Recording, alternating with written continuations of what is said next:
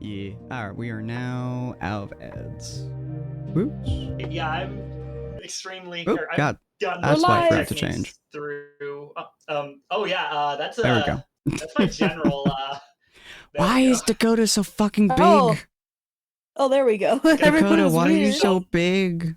What did I Because you do had to to reset the Dakota? because you had to reset the sizes for all the tokens a Oh, couple weeks back, yeah, and she that's hasn't right. played since. Yeah, that's right. There we go. Quick question: you got the message I sent you about the stuff I'm looking for from the Joe Stars, right? Yes, I believe so. Let me... From the Joe Stars. Oh no! I feel like I need to label them Joe Stars now. I want us to hear.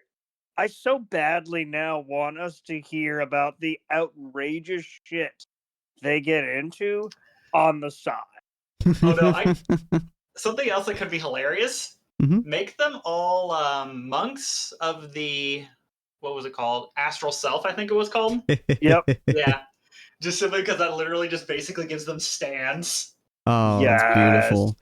Hold on just one moment. Let me pin that.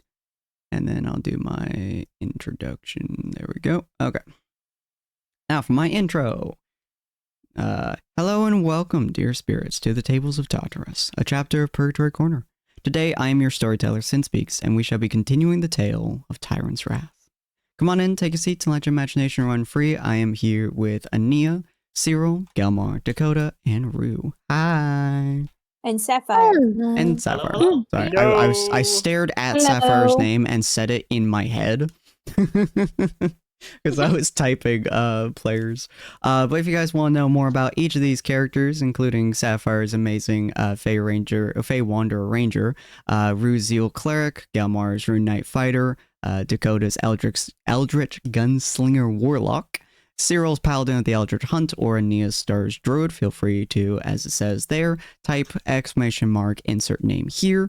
And if you guys want to see more of the content made by Ania and Dakota, feel free to go check out Ania's Twitch, Storyestry, and Dakota's Tumblr for her art and stuff like that. Or our Discord down below, where all of her art is always posted, which I cannot remember if I posted a specific piece of art that I made, that Story made me, but I will post that. These poor bastards got the shit kicked out of them by a swarm of rats, huh? Yeah, no. Oh. The other campaign had a time. They were doing a sewers mission, and I think we rolled 7 natural ones and 4 natural 20s that game. Oh my god. It was an experience. That this week? Yeah, that was well, not that was last week's episode. This week's is tomorrow. Oh, all right. Yeah. If it was, yeah. Okay, so this is a new week, so we don't have to like postpone to next week to let Foundry like reset. No. So Foundry has a ability where like when I move scenes, it moves combat as well.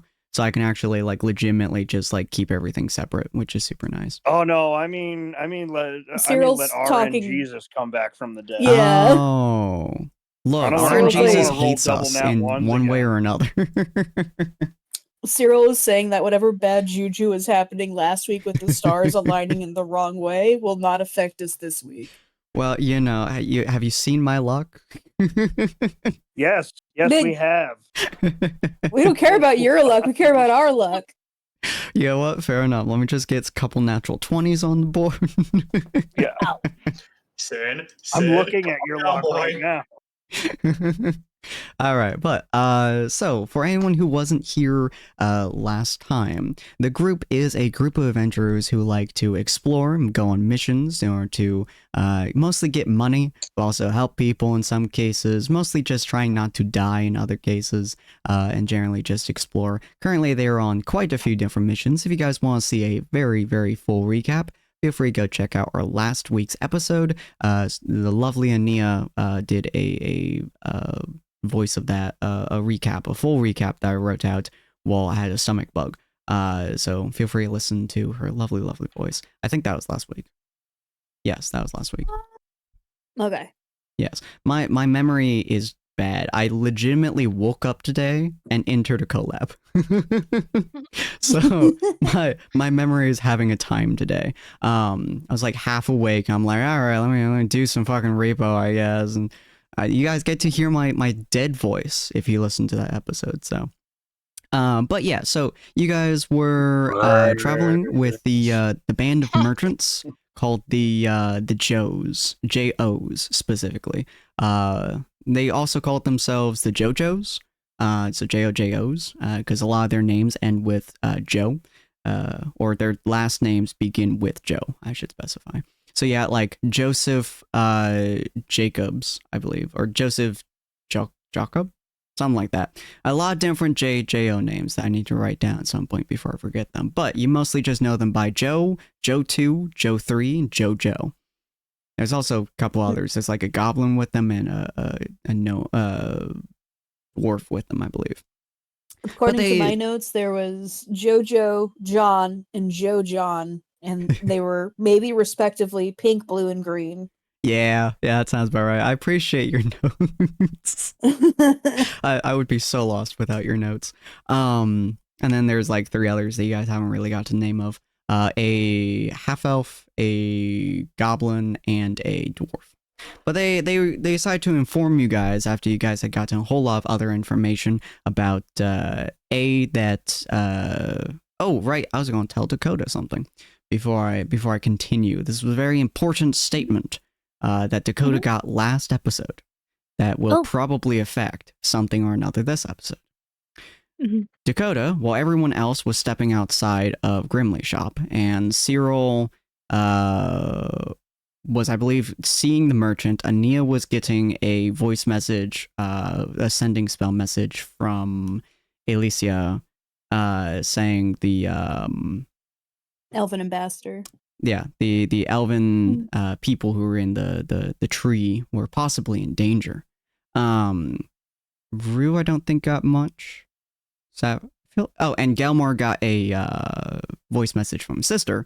You got in your head, very specifically as you stepped out and you turned your head and you looked at like some kind of reflective surface. I would say like there was a little pool of water or something near you, something like that. You got a message while seeing essentially a metal helmet, one of those old school knight helmets, and it says, "Time slips through your fingers, mortal. The grove awaits, and with each delay, the world shifts further into chaos. You were chosen for a reason. Don't forget it." Whooshy, whooshy, whooshy, whoosh. Disappears. So that's what you got last episode. And so while you guys were all contemplating, Cyril met the merchants.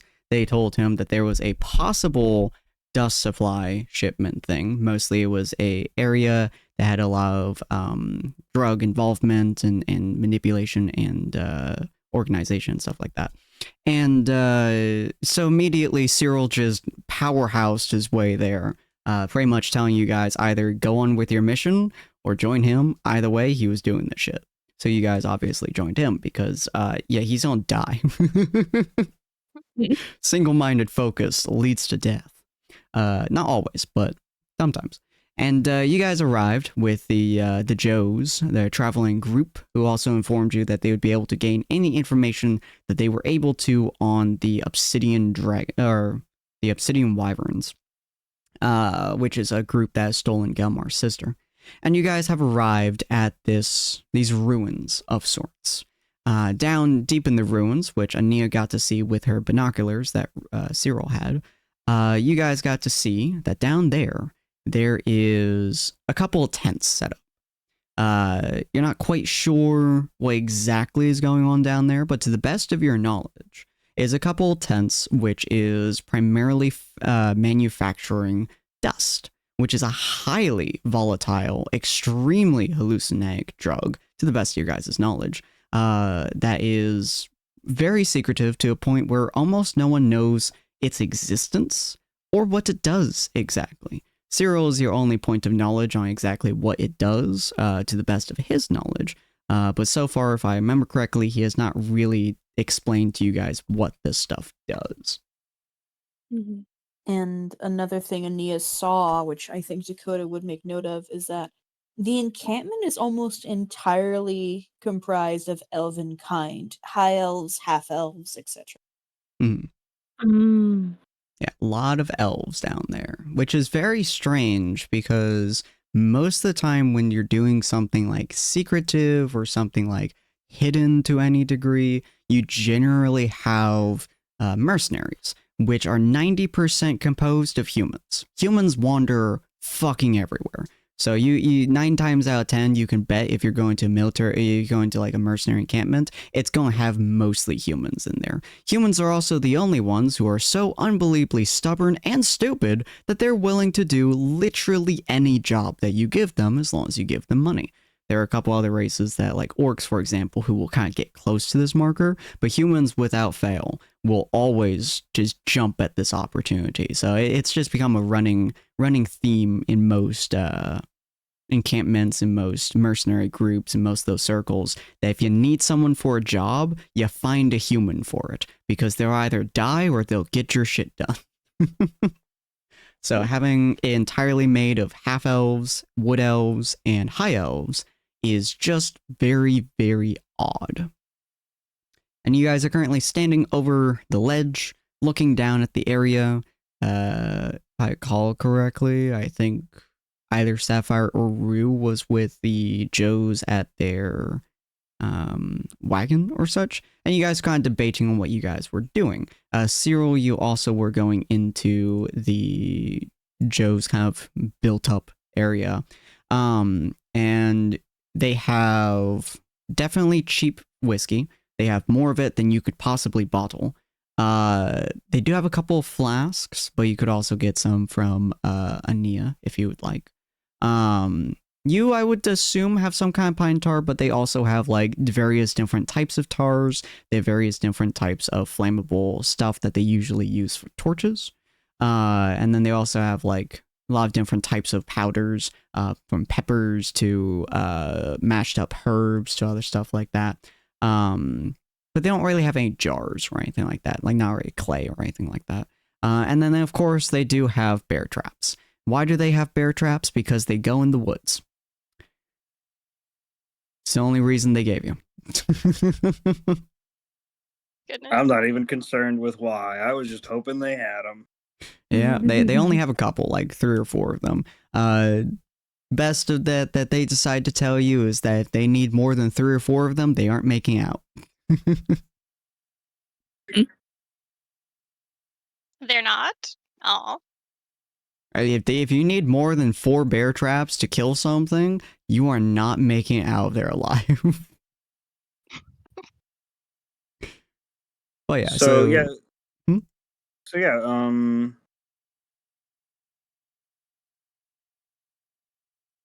just kind of like standing there, sort of looking at everything that's available to him. Mm-hmm.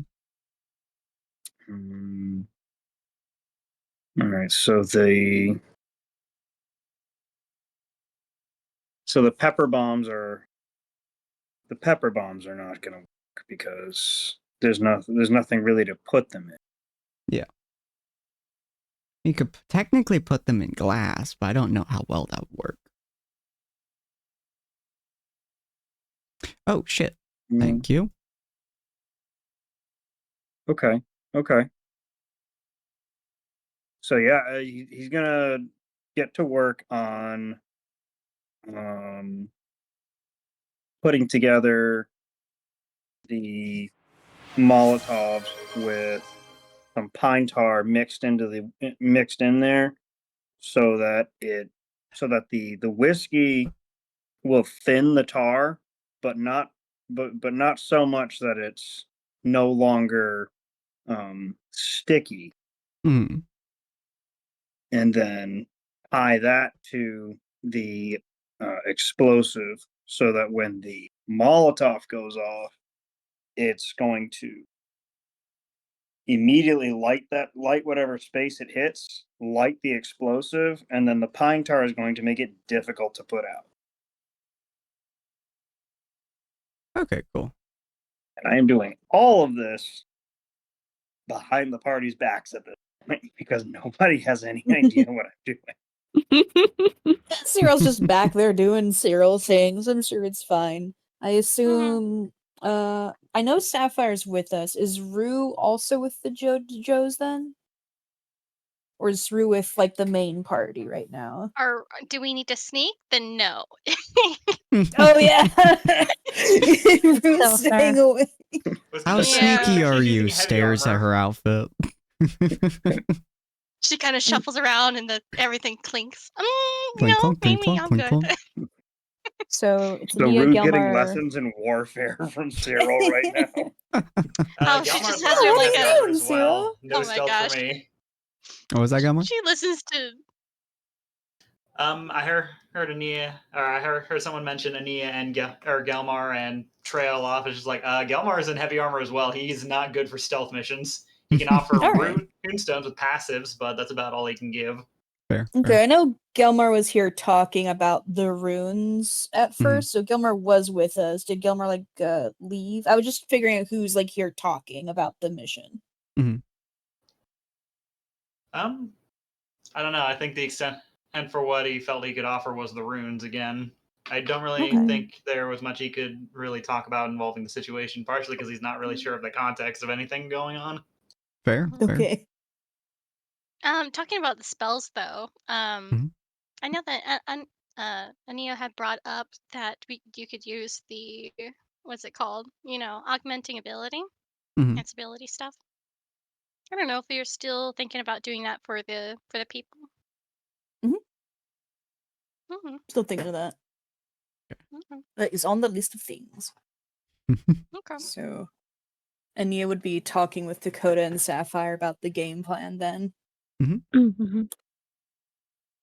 It's like, okay, so, I could do some fog once we actually are ready to raid the place. But we need to know how many people are down there. Let me see. I think we wanted to know how many people are there. If there's like someone in charge who is a danger, where this moon dust drug is, although I think I sort of see the tent from here. I think that's mainly it. We just need to know locations for those things. And if Okay. not, you can always go for some extra credit. But just come back good. And so we were thinking of sending Sapphire. Dakota, do you want to go with Sapphire? You have to be really sneaky. I can do sneaky.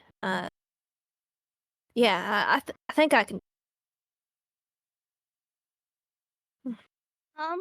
Well, maybe we can enhance your ability to be sneaky. I mean, I got my invisibility spell ready to go. Oh well, that might do it. Mm-hmm. I can enhance both of you. It's up to you if you want the extra help. I can make you more dexterous, or I can make you more quick, or maybe give you eagle eyes so you'll be able to spot things better. It's up to you. Mhm. Or none of them, if you think you got it handled. Just want to check. Make Dakota more dexterous. You think so? Sounds good. All right, and Sapphire, do you want anything other than the runes? Probably the eagle eyes. Okay. So Ania is going to give, let's see, Cat's Grace. Hmm. Doesn't take damage from falling 20 feet or less if it isn't. Yeah, doesn't take damage from falling. Advantage on dexterity checks. I don't think I have one for specifically for sneaking. Is that what you would like, Dakota? Just the doesn't take damage and dex advantage. That sounds pretty good. I like that. All right, so one enhanced ability for Cat's Grace on Dakota. And then Oh, I don't think I actually have one for perception, but I have. I think target has advantage on wisdom checks. Okay, so that would be Al's wisdom. Mhm. So advantage on wisdom checks for Sapphire. Hmm. And we go ahead and mark those two off. Fabulous. And All right, there you go. Those will last for an hour each. Any questions before you two get ready to head off?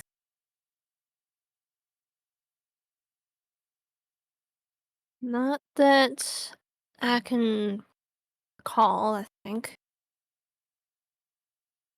Oh, don't call me. Cyril gave his sending stone to the merchants, and then I gave him mine because I don't need mine. So don't send it to me unless if you want if you don't need a reply, you can send it to me. But if you need a reply, send it to Cyril or someone else. Mhm. Question, DM. Uh-huh. In it says that it right that you concentrate and a spell can be up to like 10 minutes. Could you like concentrate for more minutes, or you'd have to like upcharge for that, or? I believe concentration, if it says up to 10 minutes, is 10 minutes before you have to refresh it. I believe most spells that say that if you upcharge it, it does increase it. There's one I'm particular I remember. But I don't think, if it doesn't say that specifically, then upcharging it doesn't increase its concentration time. Do we think 10 minutes is okay? I was thinking of giving a Shield of Faith, so +2 AC for Dakota, because I think she did. They have the least amount of AC If I recall of correctly, the by two. far. No, they have Yeah. 16. I think Ania Yeah, I'm pretty sure Nia does. has the lowest. Yeah, Oh, I the only have 14. 14. Everybody else is like 16. The two Sapphire Dakota has 15. Sapphire. I'm very squishy. I don't know if 10 minutes is good, but I might as well do it. I'll give Shield of Faith to Sapphire to get her up to Does it 17. Okay. does it glow? I don't know, does it? Depends on the flavor that you give it. So like however you think that your magic is visually displayed is usually how it comes across, which is usually tied to your class. Ew. As divine, it's probably a little glowy. You could like try to like flavor it as like you focus on making it not glowy, like inner power. Like you feel a I said- warmth in your chest. Yeah. I like lay your hands on Sapphire, and then I say "shush spell, shush, shush, shush," and Shush and spell. I just have it coat, her armor and stuff, and try to be like inside, so the cloth is, hiding it. Shush, shush. Oh, that is adorable. Okay. That should work. Am I very well. close enough to hear all of this going on behind me? Yeah. I do have a question. Uh-huh. Yeah. As this is above game because it Okay. pertains to Sapphire's skin. Uh-huh. Is the moon out? It would Is it be morning? midday, I believe, so no. Okay, good. Good. I don't want to be a lighting beacon. Oh, she's so Fair. pretty. Wait a second. What's she doing here? What's the light in the distance? Yeah, so I guess hearing what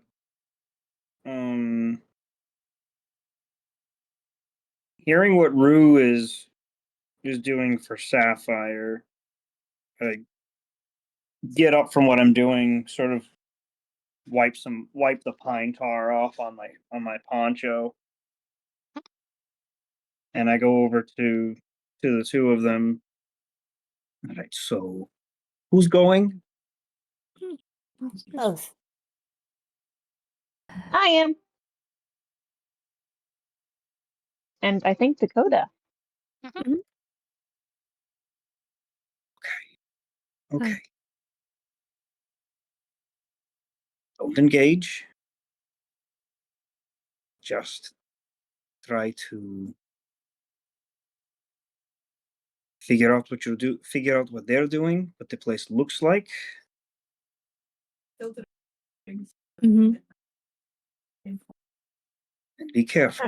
And he's gonna put a hand on Dakota's shoulder, and I'll cast Shield of Faith on Dakota. Ooh, nice. Yeah. How's Thank your you, one? sir. How's your one come off? It's gonna be a lot creepier for Dakota. Of course. Of course. Mm-hmm. You feel these gnarled vines just wrap themselves starting at your toes, and they spider and spiral up your limbs. So you head to toe, you have this just this like just almost wooden plant armor covering your body. Thank you, sir. Wow, that's effective. I had to take a moment to be like, oh god, okay. Yeah. Yeah, we're just gonna head in there. We're gonna scout out the place. We're gonna figure out what it all looks like. We're keeping an eye out for the stuff they're dealing, or Yes. And if anyone's in charge or looks particularly bad to deal with, and if you need help, just let us know and come back when you're done scouting, and then we can Yeah. figure out a game plan. remind me. I'm not terribly familiar what exactly the stuff looks like. Is there something specific we're keeping an eye out for? Like I was able to see them carrying some glass vials with white powder in them. I think Right. that is likely the substance. You don't need to bring it back. Just, keep track of where it's going, where it's coming from. Of course. Cool. All right. Okay. So do you cast invisibility on yourself and Sapphire? Yeah. Okay, feel free to take away however many spell points that is. Yeah. Yeah. So you're invisible. Sapphire, I assume you're having your hood up just in case the invisibility goes down at any point? Yes. Okay. So you guys start heading down your way. Ooh, thank you, Aura.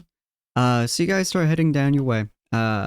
It's a somewhat steep slope, but you guys are going fairly quick. Remind me, what spells specifically are being applied to both Dakota and Sapphire at the moment?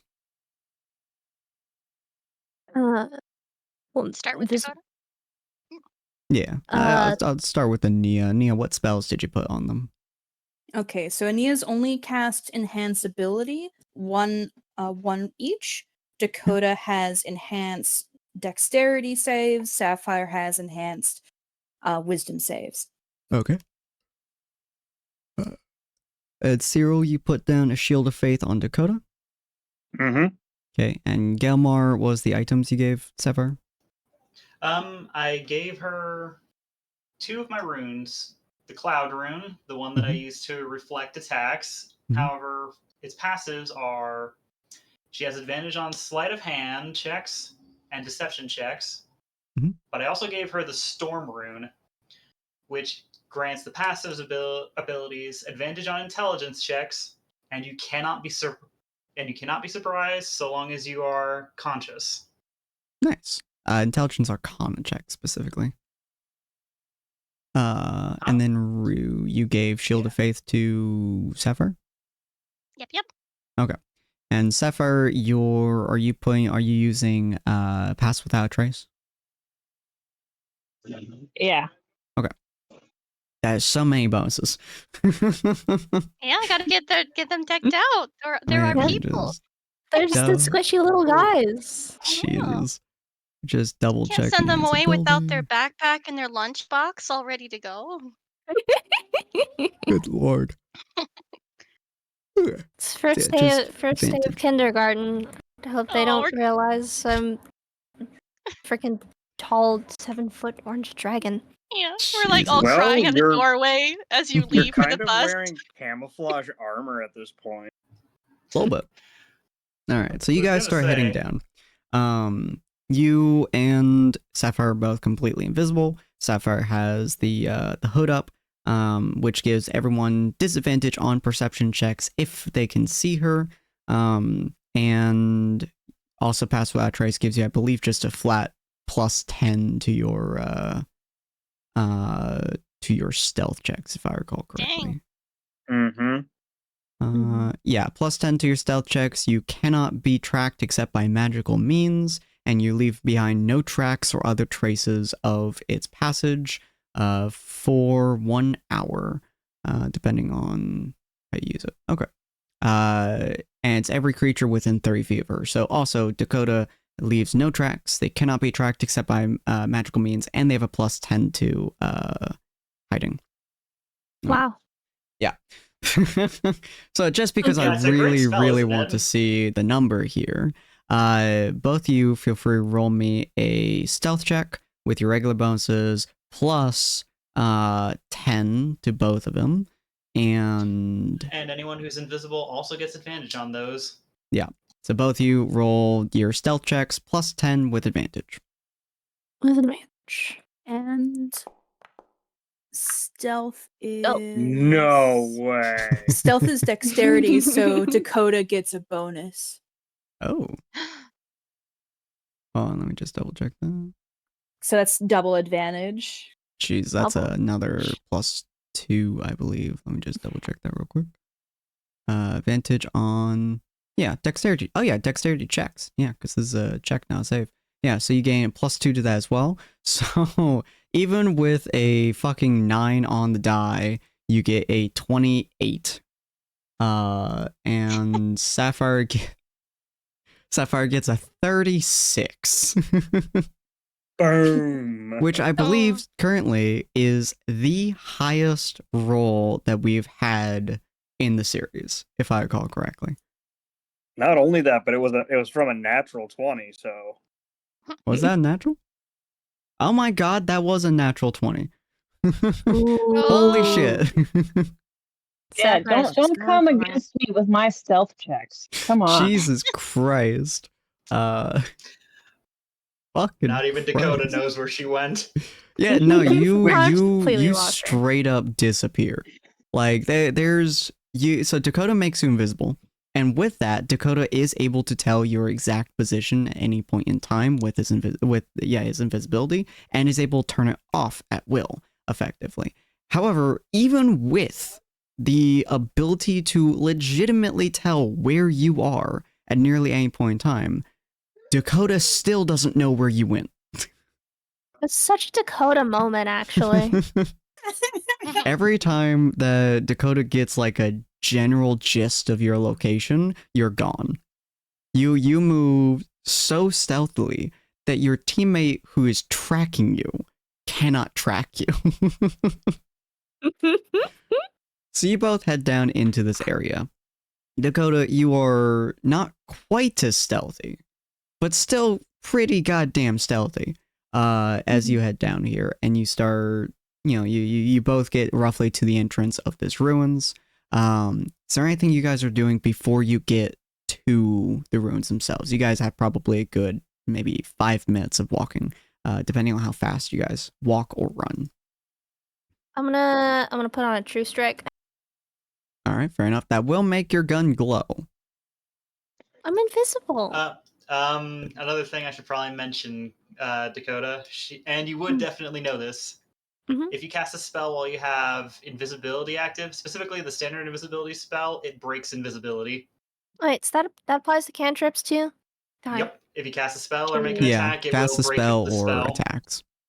shoot. Mhm. Okay. Okay. Greater invisibility is the only exception to that rule, but that's a way higher level spell. Man, I guess I'll put the gun away. Just like slide it into your poncho. Just like I won't be using this for now. I think when I put away the gun, it actually like goes into a pocket dimension or something. It does. Yep. Yeah. You can technically just like throw it to the side and it just disappears if you want to, but yeah. That's really cool, actually. I'm just keeping an eye out for any like sentries or any scouts of theirs. Smart. Okay. As you guys are getting closer to the ruins entrance, you guys kind of look, along the top of the ruins and stuff, and you guys do see, well hidden within the foliage of the ruined area, are quite a few scouts, specifically bow users. A couple of crossbow users who are seeming to like lay in wait for anyone who comes up to the area. They don't seem to be looking too high. Also, it's like a good probably a couple 100 feet, maybe 1,000 feet or so, between this area and where you guys just were on the cliff. So it's, even for you guys right now, it's decently hard to see. So they definitely can't. But they're definitely looking out for people who are trying to come up to the encampment, and they're pretty well hidden for the most part. But since you are looking out and you are being careful, it is not hard to see them. Okay.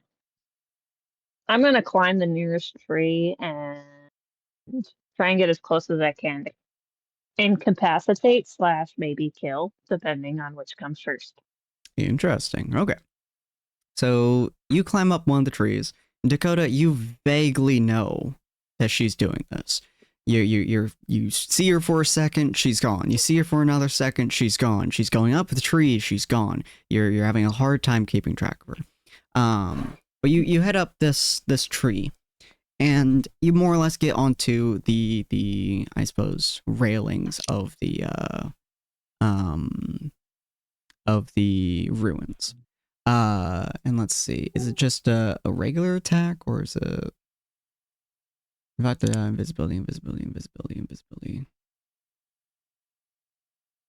Spell ends for a target that attacks or casts a spell. Okay. So you're able to get more or less next to them. There are quite a few of them up here. Some of them kind of lined up next to each other, some of them like 15 feet, 20 feet apart. They're more or less just not paying attention to each other. A couple of them are like tired. These are all half elves as well, similar to yourself. If you do attack, you will be pulled out of invisibility, but considering your stealth, that's not a problem. How many are there exactly? And is there like, can I see a way to like get past them without having to attack or whatever? There are 4 of them in total standing up there, 2 with bows, 2 with crossbows. You are able to get past them. They are pretty much just guarding the entrance out on the rooftops, but it is ruins, so you can't easily pass through ruins blocks, or you can go above and over the wall. Either one works. But they do not see you in the slightest. They legitimately would, it would be impossible for them to see you, so I'm not even going to roll. Okay. I gotta find a way for both Dakota and I to get past them. So. Dakota, do you climb? I get back down if like we need to go on foot, but yeah, you guys could just walk straight through these ruined entrances if you wanted to. There's lots of large holes, and they should Are you guys be able to like? Go ahead. Oh, they should be able to talk to each other with the sending stones like freely because they're so close too. Yeah, that's what I was thinking. Are you guys able to maybe like throw a rock somewhere where it distracts everybody and then go through the front door? Assassin's Creed.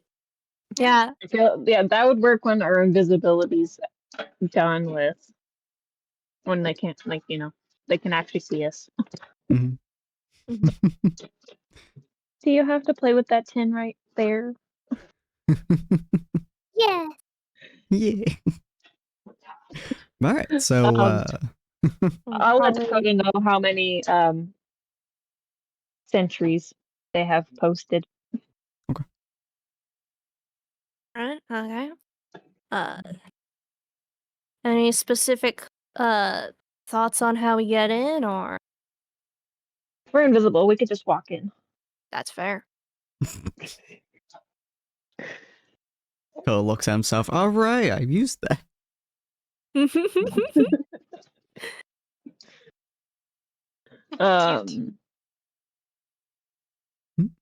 How many buildings are there again? It's just one large ruins, and then there's, from what you can see, standing on these rafters, like 3-ish tents. Okay. I want to go to the closest one and try and get a read on how many people. Okay. And Dakota, I'm assuming you're following? And Okay. I wanna figure out why there are so many high elves here. Smart. So you guys walk kind of into this general area. It is a kind of bustling area for the most part. Everyone in here seems to be doing something. A lot of them are either just walking around in order to get something somewhere, or they're moving this thing one way or another.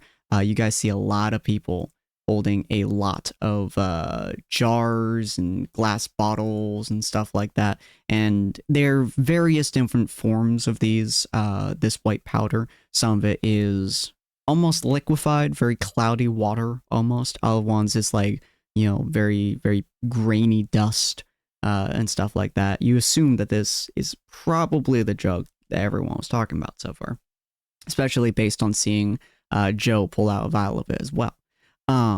As you guys walk up to this closest one, which is going to be on the bottom left here, it's a relatively smaller tent, not particularly hard to get close to. Is very loud though.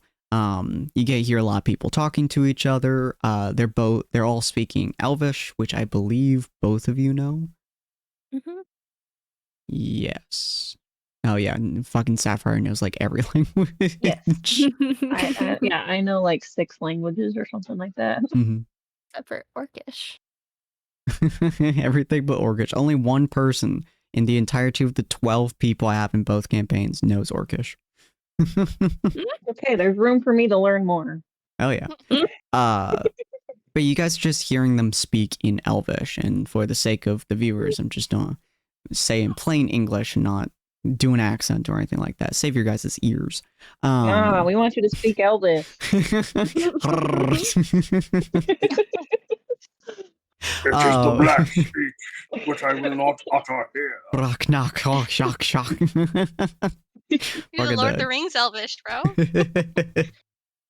But you guys walk up to this tent, you guys hearing them, just a lot of different commands in Elvish of like, move this here, move that there, be careful with that, this needs to be cooked to this specific temperature, this needs a little bit more water added to it.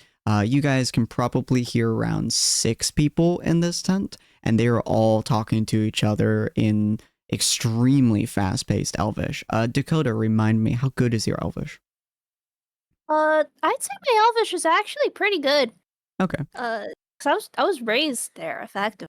And Okay. So yeah, the both of you are able to hear this very, very easily. You're not really missing any of the beats. Even though it is extremely fast-paced speech. It is significantly faster than any Elvish that you guys have learned, but you guys are able to keep up with it for the most part.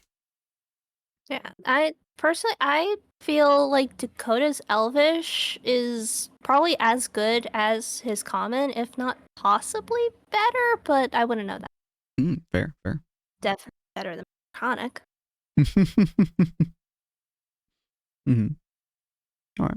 But yeah, so you guys hear probably around 6-ish people in here. They're clearly trying to probably refine whatever the drug is. What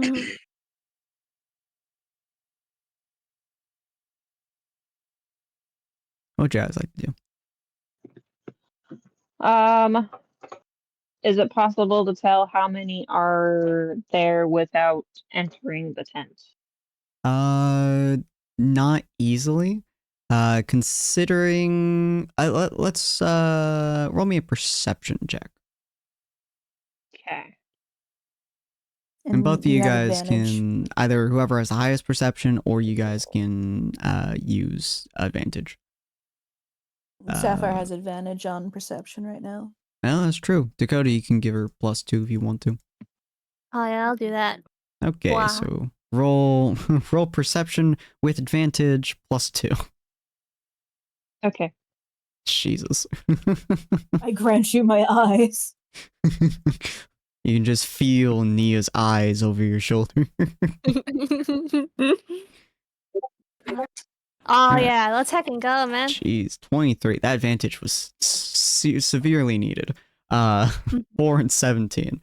Okay, so you're seeing, you're kind of crouched down there trying to get a real good listen on, because if you open up the tent, obviously, you know, that's movement and stuff, and you don't want to make your presence known. So you're kind of sitting next to the tent. It's just a pop-up tent, so it's not thick walls or anything like that.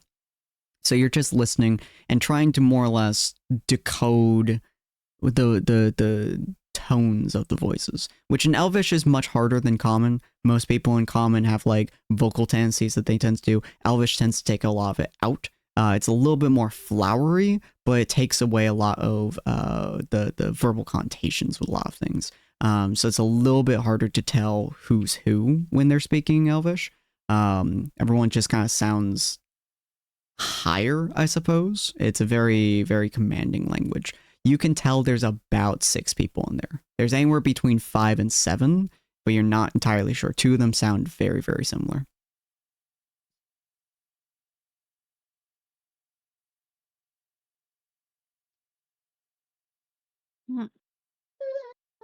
Okay.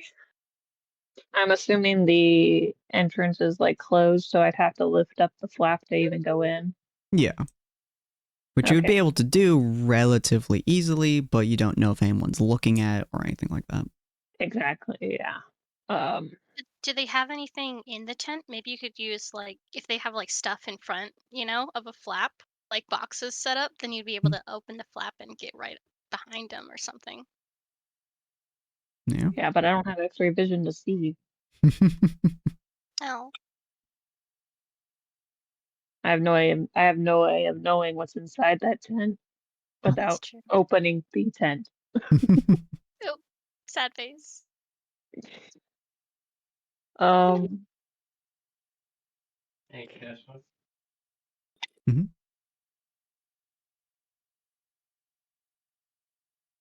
Hmm. And Dakota? Let's see. Uh.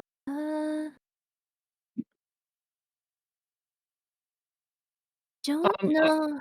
Oh. I was gonna let Dakota know my approximate number of people in that tent, Mm-hmm. and then I guess probably say we'll have to move on until we can have a better way of getting inside the tents without being seen.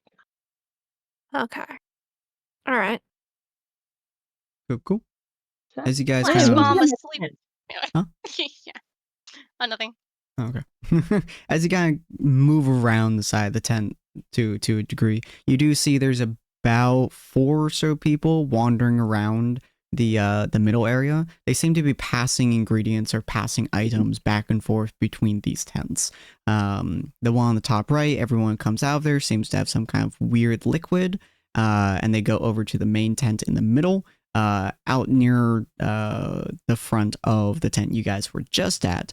Every now and again, especially you stay there for a couple of minutes, you will see one person pop out with a vial of white powder, which they will then bring to the big tent as well.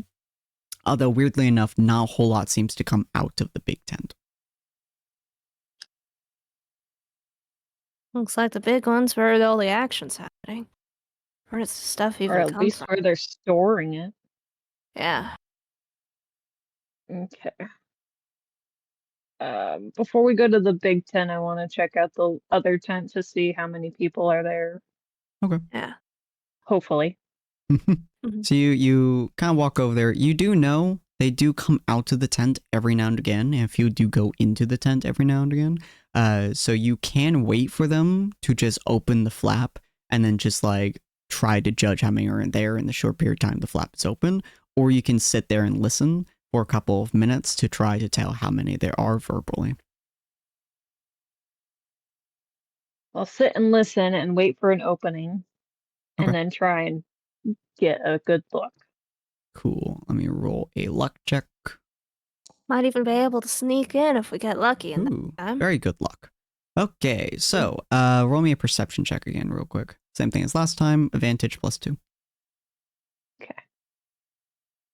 Just assuming that Dakota is just giving you advantage every time, or it's just giving you the additional bonus. I'm a hopeful little guy. Just like, I'm listening to, guys. How many of the folks are there? And you guys are talking in each other's heads too, so it's easier to transfer information around. Oof. A natural 1 with advantage. Okay, so that's a 5 + 6. Okay, so you only get 11 for that. So that one's a lot harder. This one, there are a lot more people. Really hard to judge how many there are. You do know that every 3-ish minutes, someone comes out, opens the flap, and then they walk on past. And then every 2 minutes after that, someone walks back into the tent, opens it up, walks in, and then the flap closes behind them. You could follow them if you'd like. There are a lot of people in this tent. You're not quite sure how many, though. I'm still invisible, so Yes. I'm gonna sneak in after one of the people that goes in. Okay. And then when I get an idea of how many people are in there, I'm sneaking out when the people go out. Very good. Okay, so yeah, with your pass without trace, with your invisibility, and with the fact that you are incapable of being surprised, all of those are helping you severely as you kind of walk in. Give me a dexterity check with advantage. Okay. And Dakota will not be helping you with this one. Mhm. Because I'm assuming, I don't Dakota, think you're I not need also that trying help. to go in there. Nah. 1d20. What's my... With advantage. What is it? Dexterity, you said? Yeah, dexterity check. Okay.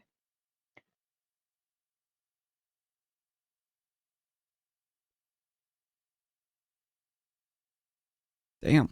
All right, 24. Very nice.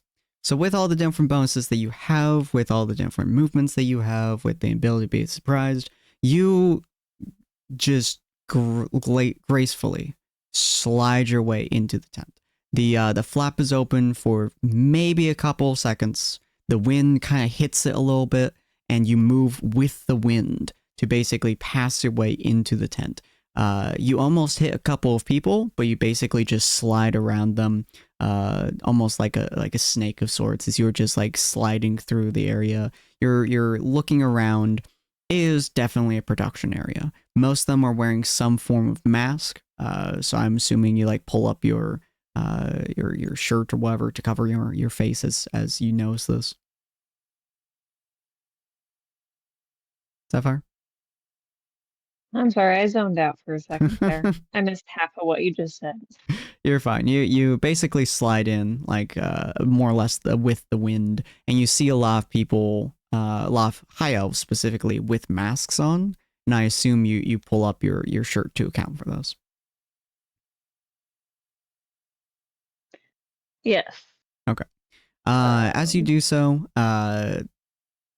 it weirdly enough, it doesn't seem to be affecting you much. Whatever is in here, you're not getting anything. You know, it's just, you know, if there is something in the air, you're not feeling it. But maybe that's because you have the mask up. Who knows? You can count 9 people in this room. It's a lot of people. Very compressed tent. It is not a particularly large tent. There's about 9 people in the tent. And they are all doing something or another. They're all moving the dust vials around. Weirdly enough, a lot of them, like they're mixing the water and the dust. It's like perfuming a little bit into the air. and they're just like mixing it together, shaking it around, and seeing if they can get that murky water. If they don't get that murky water, you see a few of them like they either add a little bit more water, they add a little bit more dust into it, or whatever it is that they're using. It doesn't look like the same powder that was in the other tent, or at least been brought out of the other tent. It's a different hue. It's definitely still white, but it's more like whitish gray, if that makes sense. Yeah, that makes sense. Mhm. There's so many shades of white. Yeah, the other white that you've seen is like a pure, like fucking bone white, I suppose. Like it's a very much so like stark white kind of thing. This is Ancient. dull. This is like if you mix black with white together, get like that gray, and then add a little bit more white to it. It's like it's almost like a sickly white. Okay. Is there anything else of importance, or is that all what I can see as of without a perception check as it is? Just with your passive perception, there seems to be a few crates of something or another. They seem to be pulling out this dust from bags in the crates, so you assume that's how they're not moving about very often. But aside from that, they don't seem to care all that much that they're putting into the air. They seem to be relying very heavily on their masks to help them with it. So your vision as you walk in is slightly clouded. But aside from that, nothing of particular importance here. Okay. I wait for the next person to leave, and I leave with them. All right, cool. And then go to the next tent after alerting Dakota how many people are in there. And Dakota, you will specifically note that she had stated a lot of it was in the air in the tent. Fascinating. All right. I just really need to know who or what's behind this whole operation. I think we'll find that out in the next tent. Were the people given orders? Were they all high elves, or? Everyone From in what I can tell, both the of the ones in tents. that tent was like workers. Yeah, everyone in both the tents Right. have been high elves. But they're not the ones in Zero's back. charge. Right. Oh, Zero's back. There we go. I see. Cool. Okay. Yeah, so no one in charge was in that tent, right? No, not that you could see anyways. Okay, so it most likely the next tent that we'll find the big boss. Everyone who's been actively working so far has been a high elf. Everyone who's been just transporting items has been a half elf. Okay. On to And the then next do you tent. guys look around the railings up top as well? Like the ruins, walls and stuff like that? I don't see why we wouldn't. The parapets, you mean? The parapets. Do you guys Yeah, look up the parapets? I would say after, like, once we get the tents out of the way, that will be our next. Okay. At least my next plan to check all the higher ground. Okay, cool. Do you look up Dakota, or are you focusing on the big tent? I figure while Sapphire was like in like the tent, I was probably looking around, looking up, and all that stuff. Okay. In that case, you specifically would note most of the people up on those rafters, most of them with bows, most of them with crossbows, and a few spellcasters, they're all wood elves, with very few exceptions, and all the exceptions are half elves. It's very elven-driven operation. All right. You guys start making your way to the third tent. But yeah, you guys start making your way to the third tent, and you guys get to probably about 5 or so feet away from it before you guys do hear just loud orders. Just much louder verbiage than you're used to coming from inside the tent.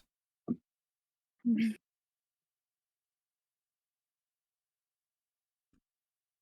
Okay. Sounds like someone might And is it be just somewhat loud, or can we angry. distinguish words?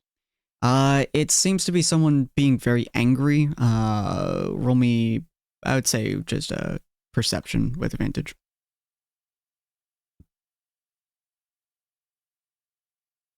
See whether or not you can make out any of it. It's very angry. Elvish does not translate to angry very well. Dwarvish does. Dwarvish translates very well to angry. But Elvish usually is more, I suppose, refined would be the word. All right. Unfortunately, you guys don't really know angry Elvish very well. So as you guys, weirdly enough, Dakota, you have never heard someone shout in Elvish, with one exception. Okay. Yeah. That's fair. That's fair. It's a different I language for probably couldn't very remember angry. even if I did. Different tone, I guess. Yeah, I mean, most people who speak in anger kind of jumble words up, so Yeah. I figure I know more the cold and distant type, you know. the Okay. brooding kind. I think Dakota's gonna want to get inside this tent. Yeah, I was gonna say the same thing. Since we can't distinguish words really well, we'd have to go in and see what's going on. So we wait for the next person to go in. Okay. So you guys more or less just wait for somebody to bring something into the tent. You guys fall behind him. There's only a couple people in this tent. On just a moment. Oh, you gotta get out the pictures. I do actually. So there are a couple people in this tent. Mostly there's a couple of half elves who are walking back and forth and kind of bringing the items in. And there's one half elf specifically who is getting the absolute living shit yelled out of him. Just 1,000% yelling and shit like that. The person who is yelling at him is someone that that Dakota vaguely recognizes. Very, very vaguely. You recognize him mostly by prestige more than anything else, based on what you've heard both from the Elven Kingdom and a few other things. You see a very well, refined high elf. He's wearing blue robes with light leather padding to a lot of it. You recognize him as Draenor Quirion. He is one of the top wizards in Star Shadow Kingdom. He is one of the he's pretty much one of the most well-known magical students, period, in the entirety of the High Elven society. When they have the High Elves taking classes and learning lessons, they have a very small branch of High Elves. And Ania would actually know this as well. So this is more for Ania's statements than anyone else. But Dakota, you would know this partially. But essentially, the High Elves have a system where they pretty much pull the most talented wizards that they can find from a very young age. And then they basically selectively grow them, teaching them all kinds of different magics and more or less force them into a high curriculum to focus on learning magic from a very young age and then developing that magic very, very hardcore to try to get to the next level of magic over many centuries, basically. He is one of what could only be confirmed as a prodigy of magic. He has already learned 5th level spells, to the best of your knowledge. And no one knows how, but he is pretty much one of the most well-known people in the entirety of Star Shadow Kingdom, to a point even you know of him. And it is not a very good reputation. The person standing next to him, you don't recognize at all. So I'm just going to post her picture here. But she she doesn't have a book. He has a book, but she does not. She is another high elf, fairly pale skin. He has a little bit dark. Oh, wait, that's the wrong chat. Whoops. I need to post that in NPCs. Whoopsie daisy. Draenor has a little bit darker complexion. She has a little bit of a lighter complexion. He seems to be going out a lot more. She seems to be going out a lot less. And he is very, how do you say, just kind of being an asshole to this half elf. And she is just standing next to him. She's wearing like a red cape and a little bit heavier armor than he is. It's still fairly light. It's still leather, but it has some like some extra padding along most of it. So she seems to be a little bit more, I suppose, hack ready, I suppose would be the wording. But yeah, he's just ripping this half elf a new one. There's a small vial next to the half elf, which seems to have been dropped.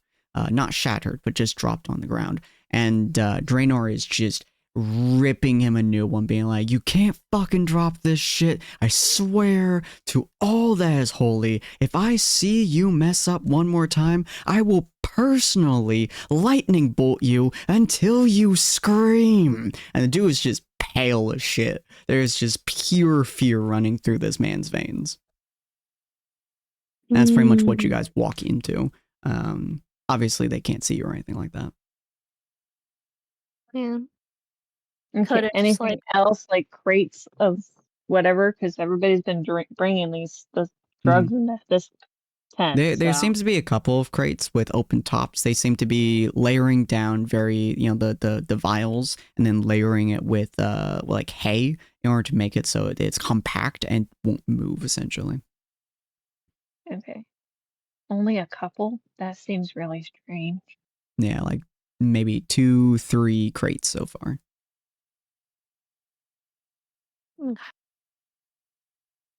Dakota's just watching the high elf like type interaction. It's just typical high elves.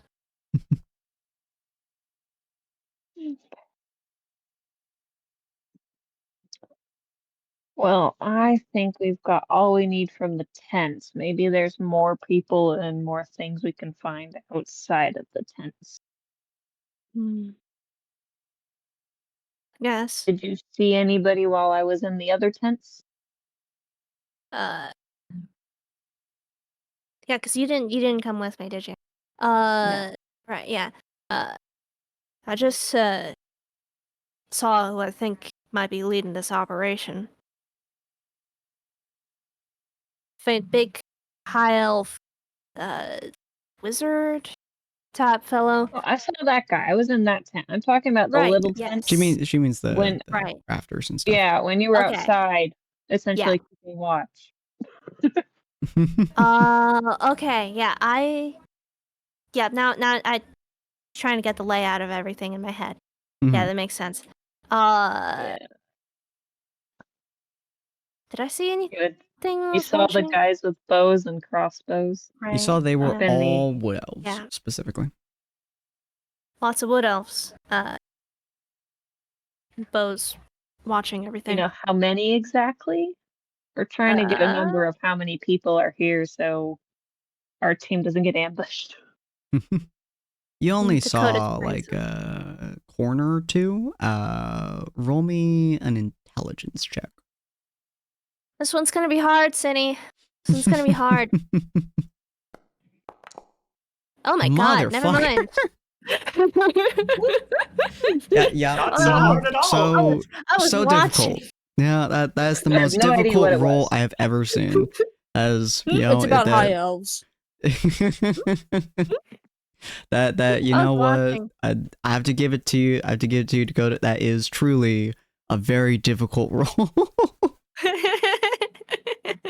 Your mind is sharpened You know, the high elves have been putting you on edge. This entire area just purely on edge. You're just constantly concerned about maybe being found out, you know, shit like that. Everything is just keeping you on your toes. When you looked up those rafters, you can only see a couple people, but by golly gee, do you have one hell of a mental picture of all the elves that may or may not be here based on their general movements and everything like that. You can pretty accurately assume there's around 10 people up in the rafters. Probably around 80% of them are wood elves. I memorized the faces of everyone who was here. Guys, I don't think we got you this. tomorrow. I don't think we can raid this many people. I really we're had already information. over 20 people. Mm. And there's a 5th level spell guy in there. Yes. Yeah. Yeah. Oh, you know, goodness. I'm glad we scouted first. Yeah. There are some places that I may have you guys go that could potentially kill you. So that was a very good plan on your part. I'm so glad I chose a sneaky character. Yeah. Imagine Cyril running in. Or Rue. Ooh.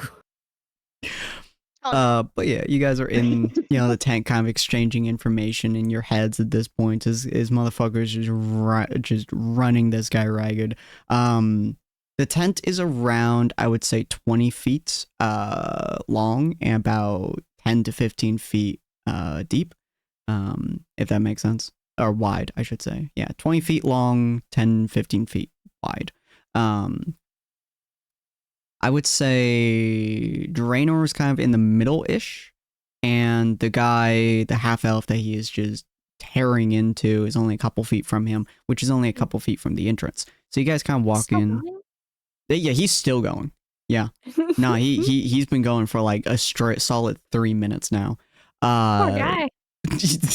Dude's getting his ass ripped to shreds, my friend. And eventually, like, Draenor just kind of runs out of steam. It just is like, fuck off with ya. And he turns around, and the half elf like jumps up to his feet, immediately turns and kind of like bolts. Let me see his luck real quick. So he trips. Oh. He trips hardcore. Both of you guys roll dexterity saves. I believe Dakota with advantage. Yeah. Yeah. Oh, actually, no, that's a check, isn't it? Is it dexterity save or dexterity check?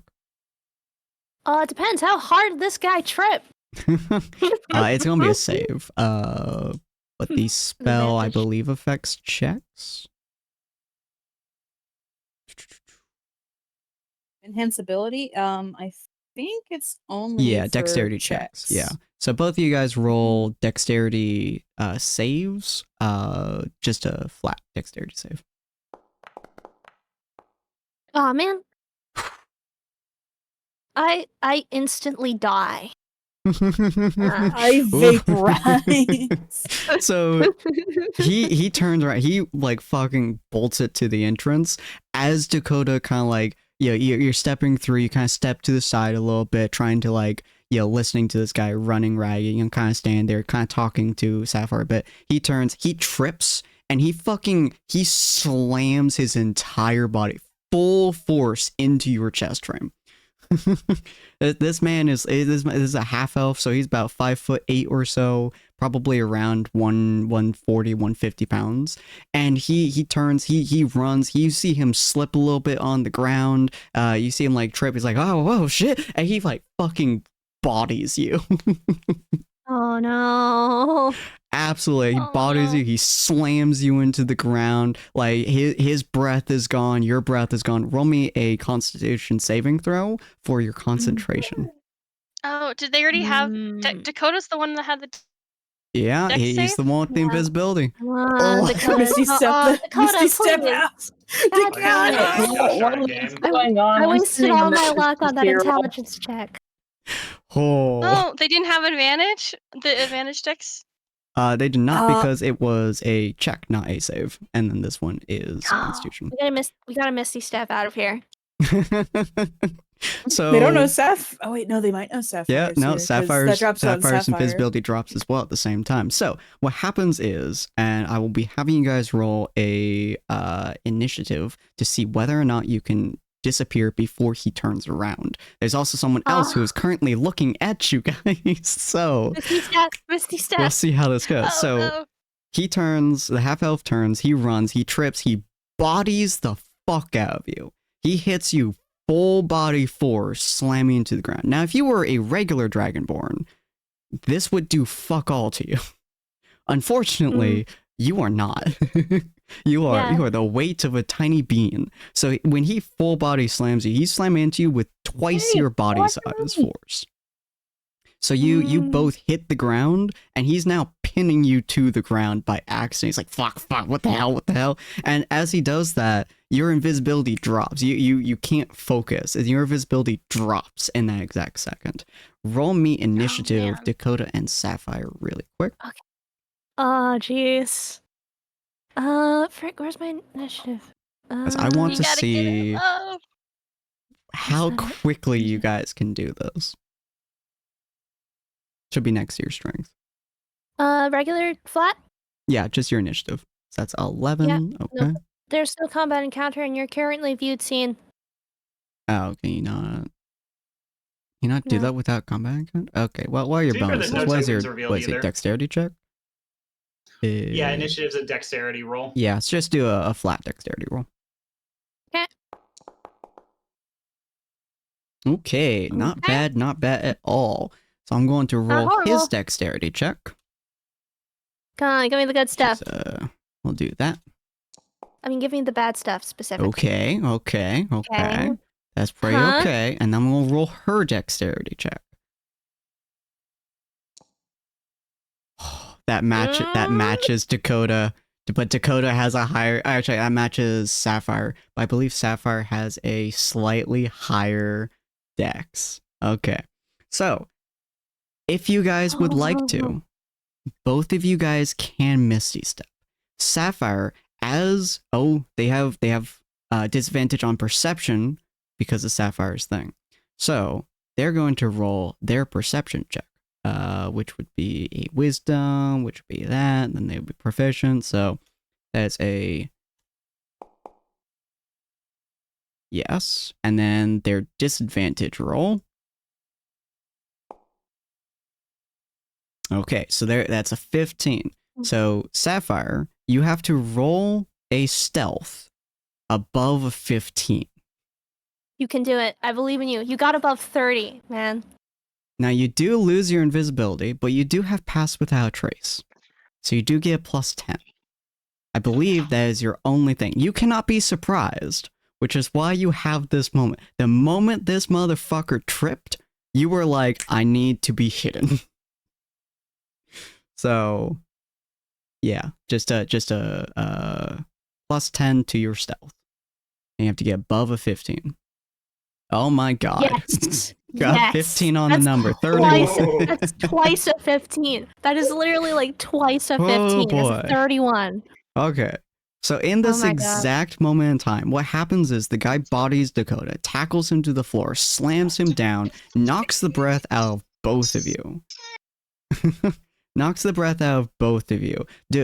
Sapphire sees this, and with the ability to be surprised, she immediately fucking dives to the side in order to get behind a crate without being noticed. Dakota, your invisibility does wear off immediately. So the guy is on top of you. He looks down. He looks at you, and it's just like, ah. And now you both can Misty Step if you would like. Well, shucks. Yeah, Misty Step the heck out of here. I'm sending Stony, Sapphire. It's just like, out. We need to get out. We need to get out. Just the message though between you. No, fuck this shit. Whenever these two go on a mission together, they always have to hightail it out of there. True. This poor Fuck this shit, bastard. I'm This out. poor bastard is having the most surreal episode right now. Because Are it you was sure? knocked into nothing that turned into a wicker version of a dragonborn. Is this the guy who was being yelled at? Yeah. If Dakota gets away, he was already being yelled at for being clumsy, so now he has to talk to the guy. There was a dragonborn, and he's gonna get lightning There was an bolted. orange dragonborn. The fuck is an orange dragonborn? I bet bronze. Fuck off with me. No one will ever believe you. You guys both Misty Step, which is about 30 feet, so you guys are able to get into a relatively safe spot by just Misty Stepping. You guys are no longer invisible, however, unless Dakota has enough spell slots to do another invisibility. Yeah. Not on both I'm of us. alerting Cyril. Oh no. You're telling Dad? Dad, we fucked fucked up. up. We may have been made. I'm not risking our lives. I'm Yeah, gonna well, call fair it backup. So Ania this whole time has been pacing. So yeah, I'm not back really at calling back. I'm just letting him know that like Dakota majorly fucked up. Hey, look, Oh, I purposely didn't saying expect- hey, I did not expect a half elf to literally tackle me to the ground, okay? Nobody expects that. Dad, brother fucked up. I'm letting him know we're on our way back to them. Okay.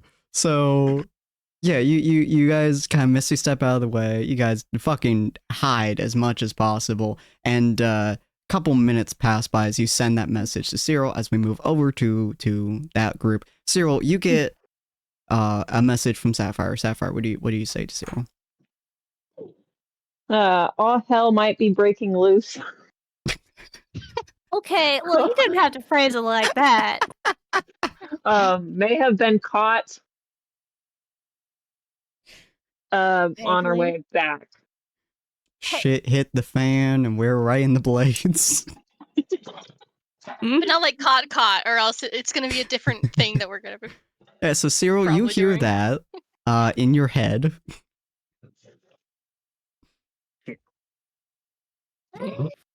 Ania's pacing nearby. So Ania hears me say shit and then sees me just put my hand to the side of my head and just like start staring down at the ground, clearly talking telepathically. It's not that bad. Find a way Ania... out. Good. Are there any other ways? Are there any other ways out of there? It's a good question. Are there? I didn't have time to check before all hell went loose. Let's see. So you guys have Dakota's sending stone to send a message back to Cyril, but that is the only way you have communication to him right now. And while they're doing that, I'm going to take one of the like Molotov bombs that I have, and I'm gonna look at the Joe stars. Do any of you happen to have a large crossbow? Oh, we don't really use many weapons to our advantage. Not very often, at least. I don't think we had a large crossbow, especially not for a man of your stature. But we do have. He pulls out a very small-looking crossbow. A crossbow we use for rabbit hunting. That I'm looking at the package in my hand. That definitely weighs way too much for this thing.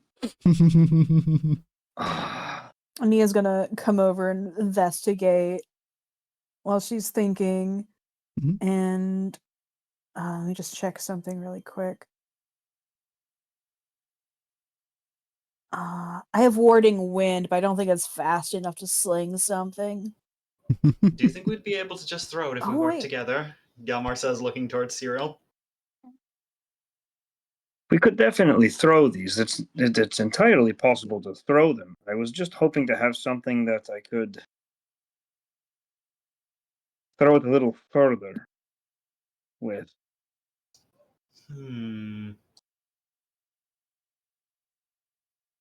Either way, we should make our way in the direction that Sapphire and Dakota left. They've been made. Oh, Are they okay? So far, they seem okay. They'll be Sapphire fine. seemed confident they could get out. But we should be prepared. Yeah, I'd imagine. And anyone being sighted down there that doesn't belong is likely to put How the many entire of place on a these- high alert for at least the rest of the day, probably half of tomorrow as well. How many of these things have I made? I would say you probably made from their resources 6. 6? Yeah. Okay. I'm gonna hand. Let's see. Throwing something's an athletics.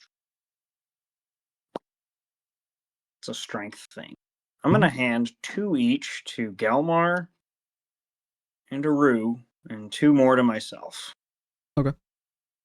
I'm going to explain exactly what they are for, how to use them, and then what my plan is with them. The plan is to set the entire place on fire, and then have all of these explosives go off, one right after the other. no. Rue makes Mark. a little bit of a face at that. Yeah, just straight up eyes wide.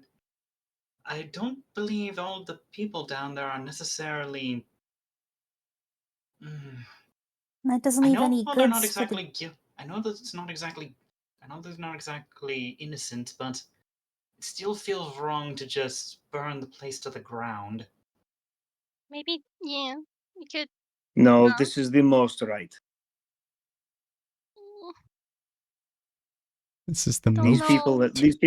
these people have the particular thing they are doing. Robbed people of their entire stuff. For the sake of it, give me a persuasion check.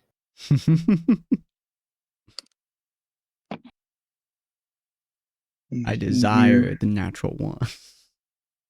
It was so funny. That would be what happens with my mighty +1. Oh, I'm eager to see. Natural fucking 20. Whoa. God damn, again. I shouldn't have even bothered rolling. Holy crud! No, you can roll these. No, that's the, Holy the second shit. funniest outcome. Oh wow, God you were damn. really close to beating it though. You can at least play it like on the fence still, but Yeah, 100%. in agreement. That's fair. You got real close.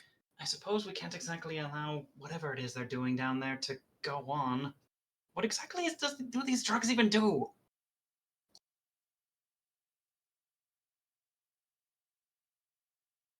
You have a point. I haven't explained myself. This specific drug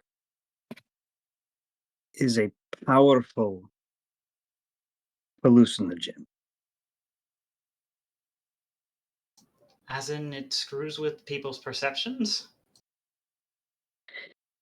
As in, it completely changes their perception of this world. Everything they see is either a dream or monstrous, and I'm quite certain that depends on where they are on the high. But if the drug causes... How does it... It Is is it possible that it is we're under the effects of highly it right addictive. now? Excuse me? Is it possible we're under the effects right now? He straight up said we're dealing with a drug that can potentially screw with what we believe reality is. So it's just like, are we 100% certain that none of us are under the effects of it right now? Because we're right next to the dispensary. I'm pretty sure if it was that bad, they wouldn't be able to work on it. So I'm pretty sure we're fine. Hmm. But what is it about it other than the addiction that is ruining people's lives and fuels your hatred for it so much? There was a time. Many of, most, pretty much all of you are too young to remember it. It swept through the outskirts. I don't know where it came from, although I'm starting to get an inkling.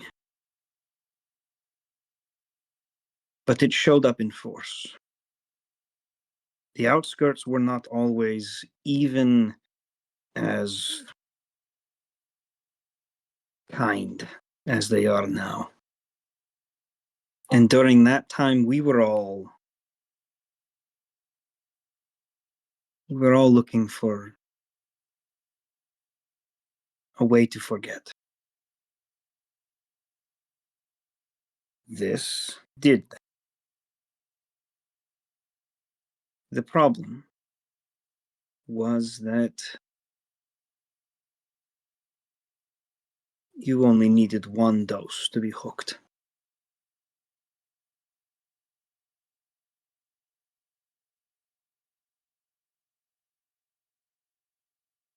It took decades to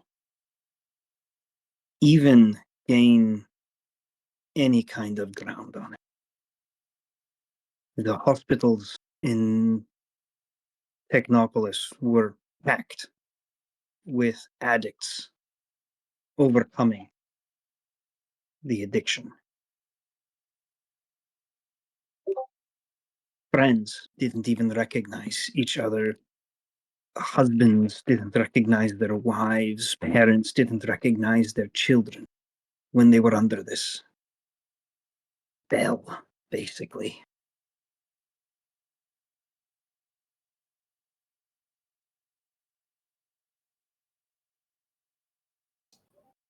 I watched friends degrade and waste away from strong and capable people to bitter husks. Nia has stopped quite listening to the story and instead staring towards the encampment, and she has sort of a weird, like, I realize something face.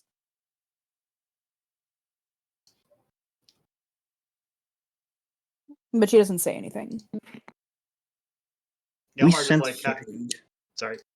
We sent for aid to the elves. And in their infinite wisdom, said that Haven should solve its own problems.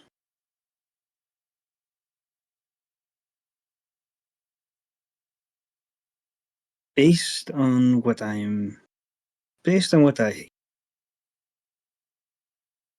we just saw. And I'm hoping that there are some indications inside of there that I am wrong.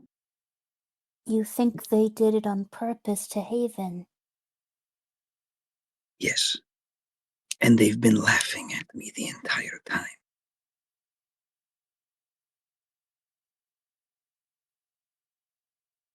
Ania's gonna try to remember anything about this from, like, the library she was in or when she was young, anything. Okay. From her time in the capital. Roll me a high DC history check. Okay. Swear to God, if I see another natural. I got it too. I don't know anything. I know nothing. I rolled onto 20 for just a second. I'm like, I swear to God. Yeah, with a 5, the only thing that you've ever heard about dust is from Cyril, and one time specifically, your dad came home essentially to you, and trying to like do your normal relaxation routine, like, hey, here's some food, let's talk, or read books or something like that.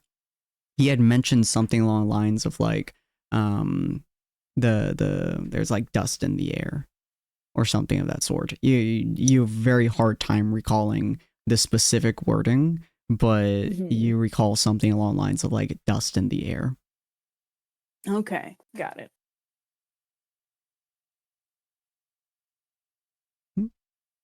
As you Rue guys Nia's just are- quiet.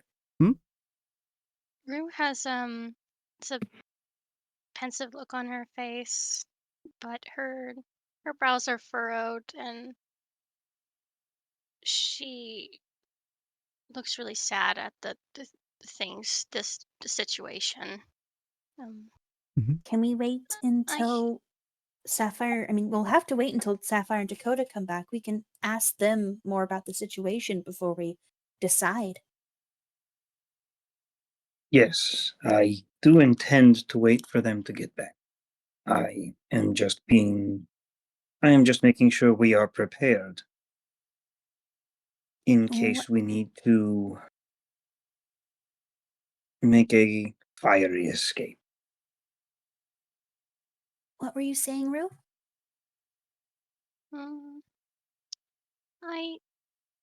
Before with I don't know. I don't feel too comfortable really wanting to definitely kill these people.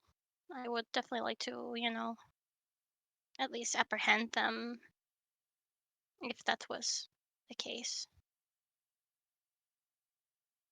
I don't think we can apprehend them. Originally, and she'll look like towards one of the Joes if they're here. You were supposed to clean this place out so the merchants could get some stuff. I think a good compromise for at least between this whole fire situation, if we can set specifically the tents on fire that are producing, if we can put the product on fire without like setting the whole camp on fire, I think that could be a compromise. I know that, and she'll look to Cyril, and I know they'll just work on it again, but maybe we can use that to our advantage to find more. I'm not sure we are how, but helping out, since we are helping out those people who, had found this place, maybe if we have already done that and set everything on fire, destroyed their things, maybe if we defeat the people as well and stop them, then they have many what is it called? Connections. They could try to turn them in to the authorities. They have a caravan. Places to hold things. I don't know if they can hold however many people are down there. I already saw quite a few from just scouting. My intention is not to It's up arrest to a single living soul.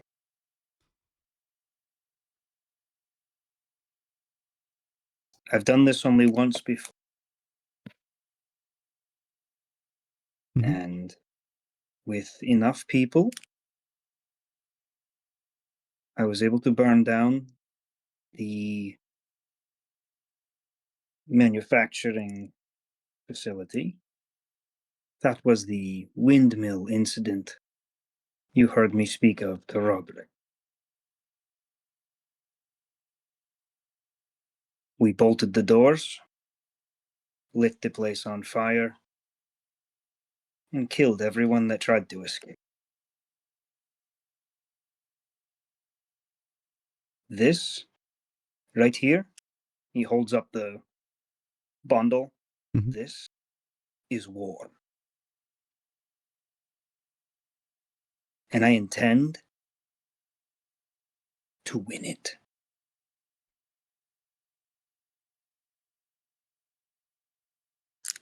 What if these people are addicted as well? Wouldn't they want some help getting out? What if it's not their choice to do this? I don't think anyone who's capable of working would be addicted to the substance. I do agree with you, though, that there's maybe people who are just doing what they're told or have no choice, or they need the money desperately for things like family. things like that. However, it's very Unfortunately, hard the to. reasoning for them doing this is of no consequence to me. To me, choosing to do this, they have forfeited my sympathy and my compassion.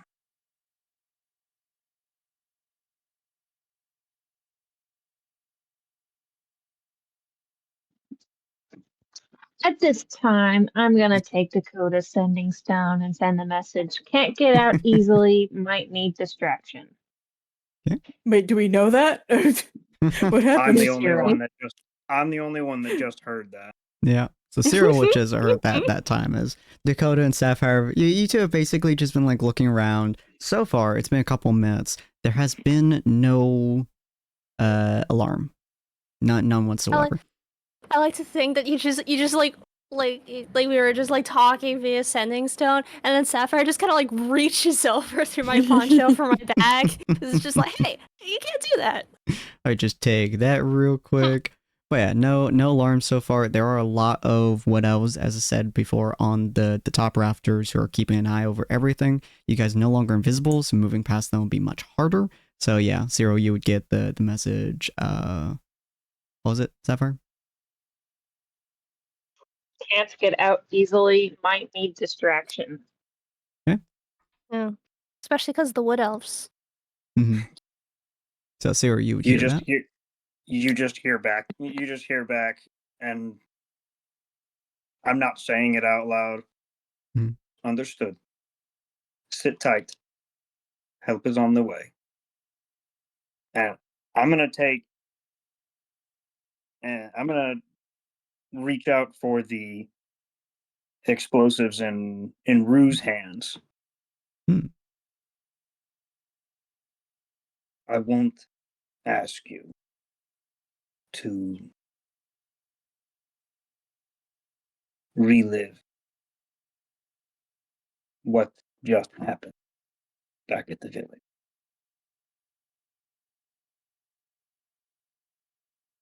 I'm just gonna kind of like gently take those back. She lets you. And I just She then about looks face. at Cyril. Mm-hmm. She watches Cyril leave and just kind of whispers out, but maybe so he can hear. Just, I don't know if I can help you with killing them. And Are he you is sort of whispering it like, out, or like, do I hear that? I'm saying You do, that. I yeah. guess, yeah. She'll. You would kind of vaguely hear that in the background. And then you? Nia's like, she wants to follow Cyril, but she's also like looking back to Ruse, so she's like looking between the two, and she's like, Cyril, leaving it this isn't good for the party. I'm not certain, and I'm prepared to end more lives, though I do have another idea that might draw some other form of attention. Am I safe in the assumption that there's probably other heavier forested spaces around us? Heavier what? Forested area. Oh, yeah. Basically, yeah, okay. The entire area is heavily overgrown. Even the ruins themselves are fairly overgrown. Perhaps the brown rune could function to at the very least produce a loud enough noise to indicate a threat somewhere else in the area. If I could find a way to get out fast enough, they might simply be left with empty carnage to examine, and that might potentially still produce the sort of distraction. No, wait, crud, he doesn't know about that. yeah. But that could potentially protect a few lives by drawing them from the fray. The problem isn't allowing options, it's convincing him. And she'll like point a thumb over to Cyril. He's like, he wants to kill all of them, so there is no more drug trade from this at all. That's the problem. I respect that prospect, but it still doesn't feel like the right way to do it. Can't we just apprehend them and maybe ask the caravan if they can put them away? I don't think the caravan has enough for however many people are down there. We can't, I don't think we're near any place to apprehend everyone down there. We don't know how many people there are yet. If there's only like maybe 5, maybe 10, and I don't think, and or was one of the Joes with us? Yeah. And she'll look like, I don't think you guys are equipped to apprehend many people. Nope, we're information traders, and we're merchants. We're not bodyguards. There's a couple of towns nearby, but most of them are at least a few hours, if not a lot more. And most of them are just solid farm workers. Not a whole lot of military folks around here until we get closer to the kingdom. For the people that you have connections to, you say that it would be like an hour's wait? Would there be no way for us to help wait for you to know someone that can pick them up and escort them There are somewhere? a few traveling. I suppose the term would be watchers of the Lycian Glade, but they're quite a bit south of us, even the ones who travel the farthest up. So it'd be kind of difficult for us to pull up any of them in particular. And the additional problem is that if what me and Cyril suspect is true, that there's a large, I guess, sect of elves who are purposely manufacturing this to send to Haven or other places. We don't know if whoever we send them to is on their side or not. We've already been told by Roderick that the upper council has likely a good deal of corruption in Star Shadow. We also don't know how destroying a facility like this would make any of the others react, assuming this is by the hands of the government. The very least I can, and is Cyril still within earshot, or is Cyril like walked off? I am. I'm trying to think of how quickly conversation goes and how quickly I'm walking away. Kind of depends on if you would want to continue listening to them.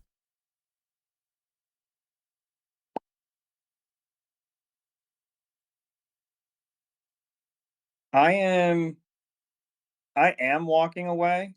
Mm-hmm. I did hear what Rue said. Mm-hmm.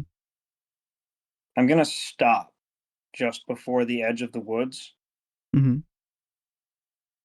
And Rue was gonna hear in her head.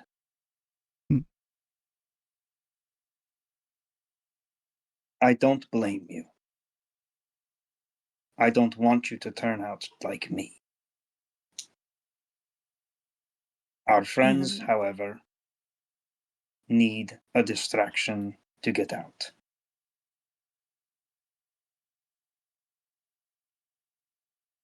And Ania doesn't know I this want is to going help them. on. Oh, Mm-hmm.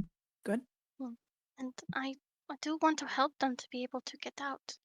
But turning my face away when, I know what might happen. That really hurts, Cyril.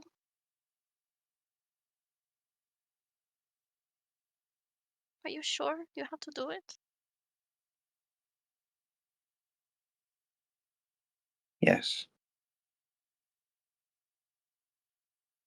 These people are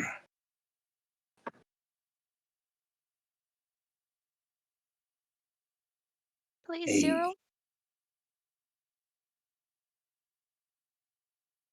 Mm-hmm. These people are a cancer. I'm certain many would say the same of us. I think is that still in Rue's head? I believe so, yeah. Unless we start talking Dang out it. loud. Yeah. These Yeah. people are a cancer. I been the only doctor on call.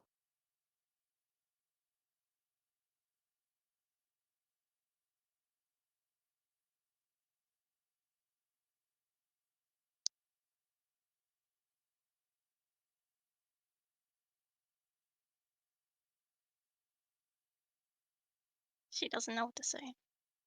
It's just And good. no. No, it's okay. Nia doesn't know about the conversation, and she's like pointing over to Cyril. Even if he can hear her, she's saying this. The most I can convince him of is setting the tents on fire and not specifically going after the people. It is going to have a lessened effect, but I can convince him to do that. And she's just saying that even if Cyril's in earshot.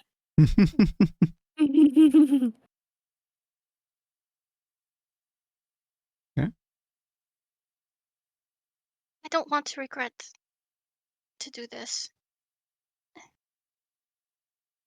If anything, I'm just not smart enough to come up with an idea.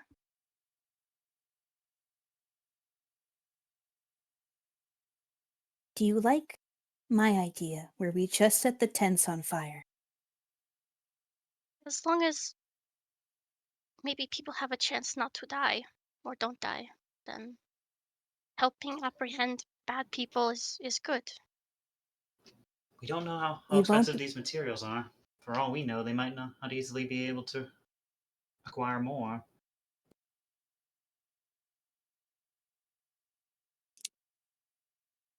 Well, We won't be able to apprehend them.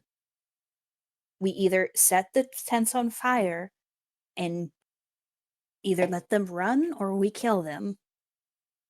Or we knock them out and see what happens. We can't apprehend them. We don't have the manpower, and we're going to be leaving. I understand. Sorry that I kept going back to that. It's okay. It's too bad that we have so many things to do. If we had the ability just to focus on this but it's not possible. And that's okay. It means we can focus on what we know is possible. And that will help us make decisions. And she's sort of saying this in a guiding way, like a teacher's sort of way to Rue. She gives a little nod and trying to understand. Appreciative. Do you want me to convince him then?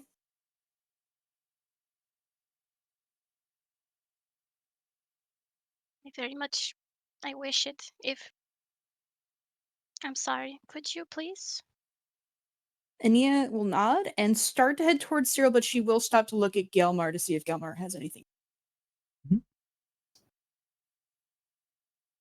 There's been enough. There's been more killing in the past couple days alone for a lifetime where I've come from. Nia will just nod and continue to chase after Cyril. To babysit him. Cyril, definitely, you're not moving super fast because obviously you don't know how many people would be able to see you if you were to just charge in there. So yeah, Neil, you'd be able to catch up to him fairly quickly. You also know the woods better than him. We destroy the tents, we destroy the sources. I know it's not as effective as killing everyone. But I think for party cohesion and certain people's mental states, unless you want to leave the party, and I don't think you want to do that, it would be in our best interest to just focus on the source.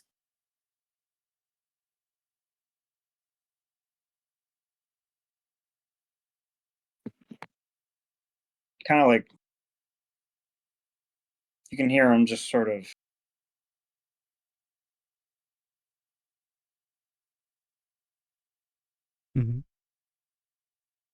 thinking, chewing it over.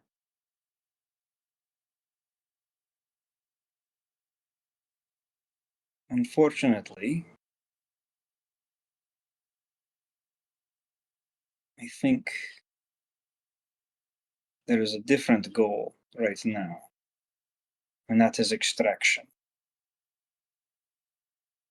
Don't use rescuing them as an excuse to do what you want to do. I won't allow that.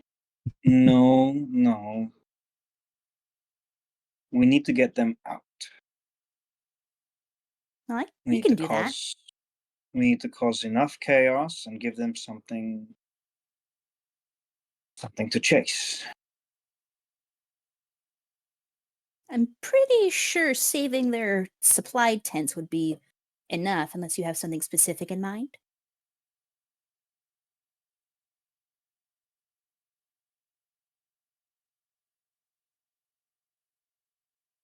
I do.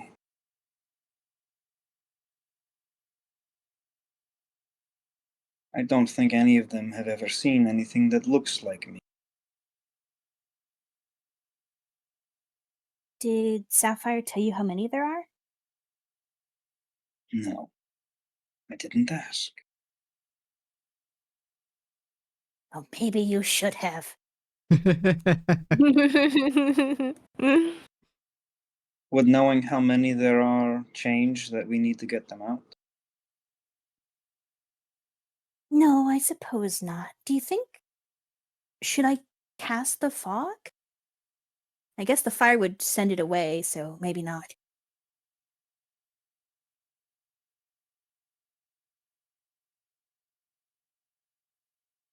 Oh, Gelmar did suggest maybe transforming. That would be a big distraction. Well, I would say great minds do think alike in that respect. I think I have a plan. I think you're going to like it less.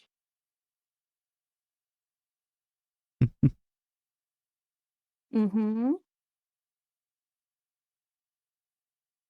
If we can lob these over the walls, they're going to want to know where it came from. He's going to reach up to start undoing the hasp on his helmet.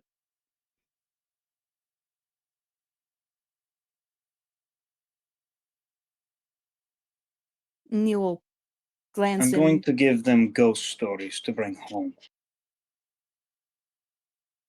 While that does sound interesting, don't we want to save the fire for actually destroying the drugs?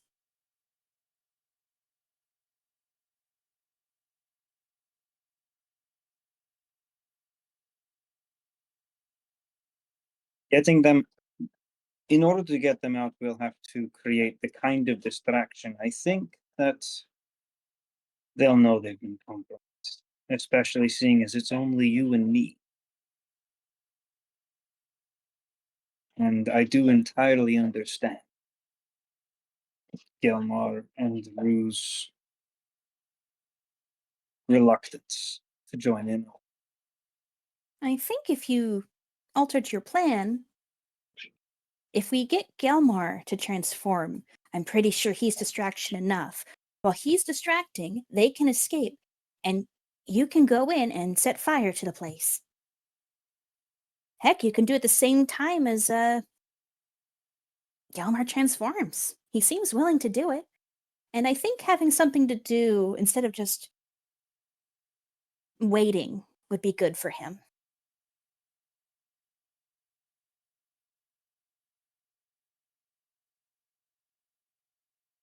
To be entirely fair, I'm loath to ask him to do that. I know that it causes him a lot of pain. Oh, no, he's fine with it.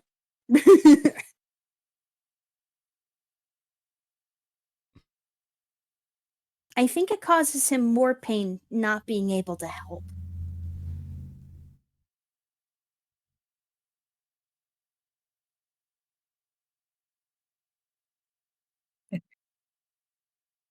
We're a good distance away. He pulls the sending stone out of his pocket and hands it to her. There's only one way you can tell him. You'll huff and take it, and then she'll send a message over to Gelmar. And she'll send a message to Gelmar. She's like, Gelmar, are you still willing to transform as a distraction? I am. it would save at least a few of those questionable individuals, perhaps. If you can transform and be really scary in order to attract their attention, and maybe some of the more cowardly ones who have families to go back to will just get out of there entirely. Perhaps a booming voice of a loud beast out in the woods, toppling trees, would be enough. What do you think? I think that's a great idea. And keep Rue with you, and make sure, tell the Joes to get out of here. Or at least a good distance away where we can meet up. Well, it's not like I wanted them to bear witness to it anyway. I'll tell Cyril we're gonna try to set fire to the tents after everything gets going. Just please make sure that the people have their space to run. I'll do what I can. I can't completely control Cyril, but he seems on board. Good luck. You too, he says before turning towards Rue. I have an idea, and I think your help would be of great value if you were willing to lend it. Oh, of course. Are you familiar with any spells that might amplify a voice, or perhaps cause destruction? And no, neither are going to be used on a person. I understand you, Damar. It's okay. Well, I could make you really fast with haste. Did you want to go hound them? It's dragon. That could work. Would you like to You ride could a go dragon? pick up the girls. Oh yeah. Zana whispers to you, would you like to ride a dragon? Oh, would I? Fucking dragon riding, hell yeah! Oh, should we go pick them up in the eye of this storm? Oh god. We're at the very least going to make plenty of noise, enough to make it reasonable that they're going to want to look to investigate. Oh, let's go. I'm assuming most of this isn't a whisper to her. Yeah. Oh man, we should be like the dragon and the knight and go pick up the princesses and the prince that's over there. If we can find the room, but we're not exactly going to be subtle when the time comes. Of course not. Alrighty. There's only one last piece of the puzzle that we need to handle. He's going to look up towards the Joes. Mhm.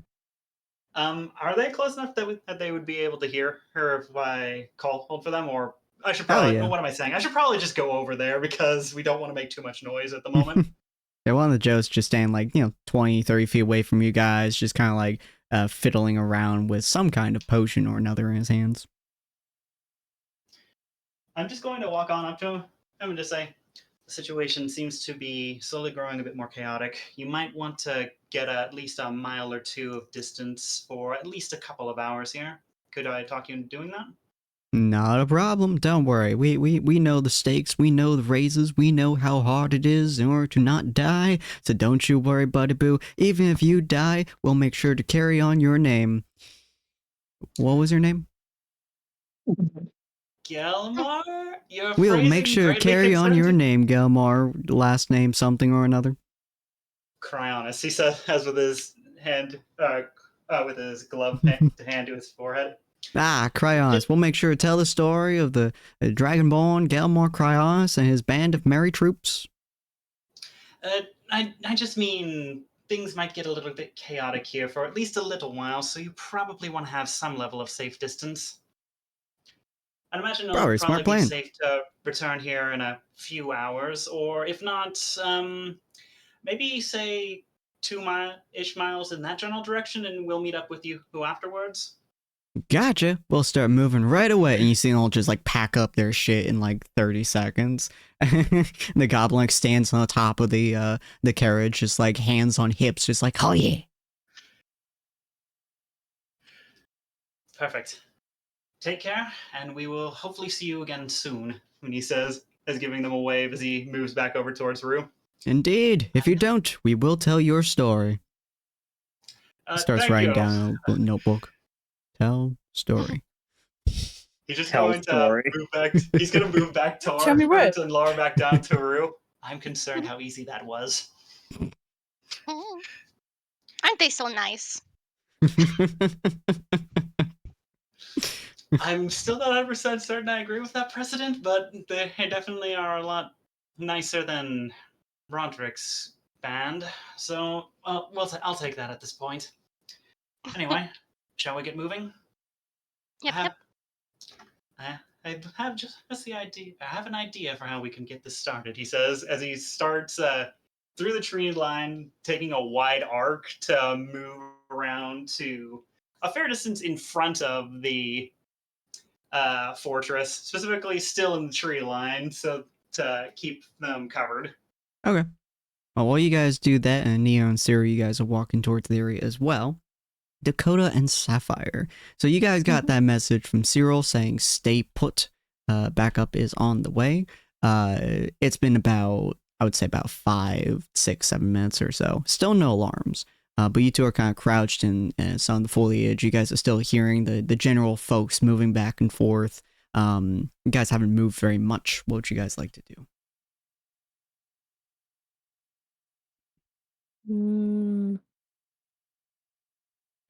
How secure is this position?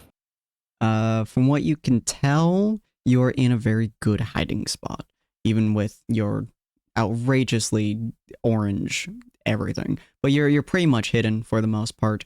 You've gotten very used to blending into stealthy locations, and especially with Sapphire's Pass without trace, you guys should be good where you are, so long as you don't start, making a lot of ruckus. Cool. I'm gonna very quietly have a panic attack. Oh no! Panic attack. You know what? Fair enough. Sapphire. Dakota is panic attacking next to you. What would you like to do while waiting?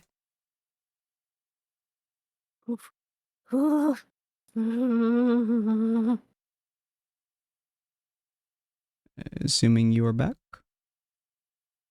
Oh, there. I guess try and get a eye on all the guards with crossbows and bows. Okay. And see if I can get a better positioning and keep an eye on them as something happens or may not happen, as I do not know. Okay. You start moving around a little bit, trying to get a better eye on everyone. There are a few people directly above you, two wood elves and a half elf. There are a couple people across from you. You do see there are 2 people with staves on the rafters, both of which wood elves. Considering their general garb and the fact that they have no metal on them, you assume because of Ania, they're probably druids if you had to guess, but you're not quite sure, but they are definitely some kind of spellcasters. But you are able to keep a decent eye on them. Not a single person seems particularly disturbed. You do see the half elf that ran into Dakota at one point. He's like looking around really nervously, kind of carrying stuff into the tent, walking out of it with like a pale face, and like he's like looking around like he's seeing a ghost and shit for a couple of minutes. And Dakota is just behind you, rocking back and forth.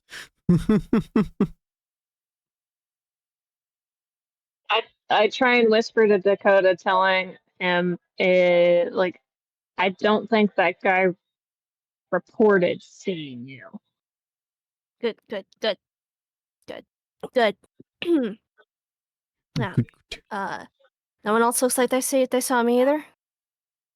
It doesn't seem like anybody else has seen us. He's the only one that is looking nervous because he saw you, but it doesn't look like anybody's on edge because of it. Good. And Cyril I says, don't think he did. I don't think he told anybody. Yeah, that makes sense. I mean, because that guy was yelling at him earlier. I assume he thinks he just won't be believed, which makes sense. Okay. All right. I saw a mythical cowboy. A cowboy ran right into him. That's why I tripped. Would we know that have we heard that the drugs are hallucinogens? You two do not. The only thing you guys know about the drug is that it has extremely addicting aspects to it, and it's incredibly bad for people based on what Cyril has told you so far. Oh my god, they'll think the guy got into the stash. Shit, shit. Yeah. Guys, I Oh, think he's that is high. probably why he didn't go back. guys, I saw a fucking an orange dragonborn. He was like a gunslinger. I read this book one time. Oh goodness, absolutely screwed. Yeah. But yeah, it's definitely some kind of airborne drug, or it can be distributed into the air, and it just really fucks with people and is extremely addictive. And that's pretty much all the information you guys got on so far. And then Dakota's just gonna like kind of try to lean back. He's gonna hold his gun. He's just gonna be like, all right, do you think we should just stay? How long do you think it's gonna be till Cyril gets here?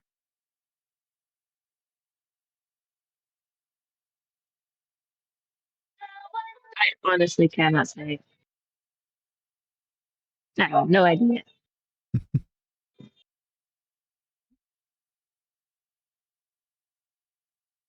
All I'm right. assuming Cyril's got a very sound plan. I'm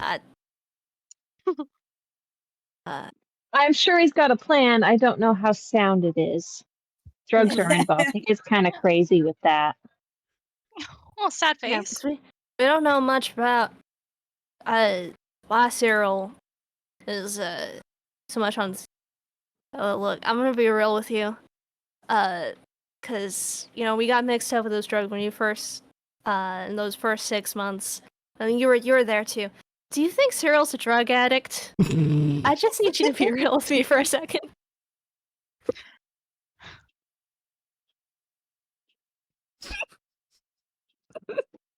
Goodness.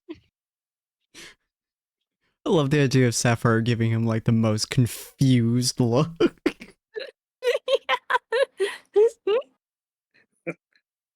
No one's Sapphire's picking just up got for this him. pardon the fuck out of you. Speechless. Oh my god. Anybody speak up for him? No. Everybody's just Sapphire in quiet. deep contemplation, just like, is he? Would he possibly be a drug addict? Oh man, that's Nope, not. everybody's just pretty sure that he's fucking crazy right now. Oh no! I swear we don't. Mm-hmm. The drugs cloud his senses, but he doesn't take it. That's an interesting way. Did you say that in character or like? Yeah. Yeah. Okay. All right. I need to know if when Cyril comes in here, if we need to stage an intervention. I don't want to shoot him. Sir, I think you've had too many drugs. Let's have some faith, guys.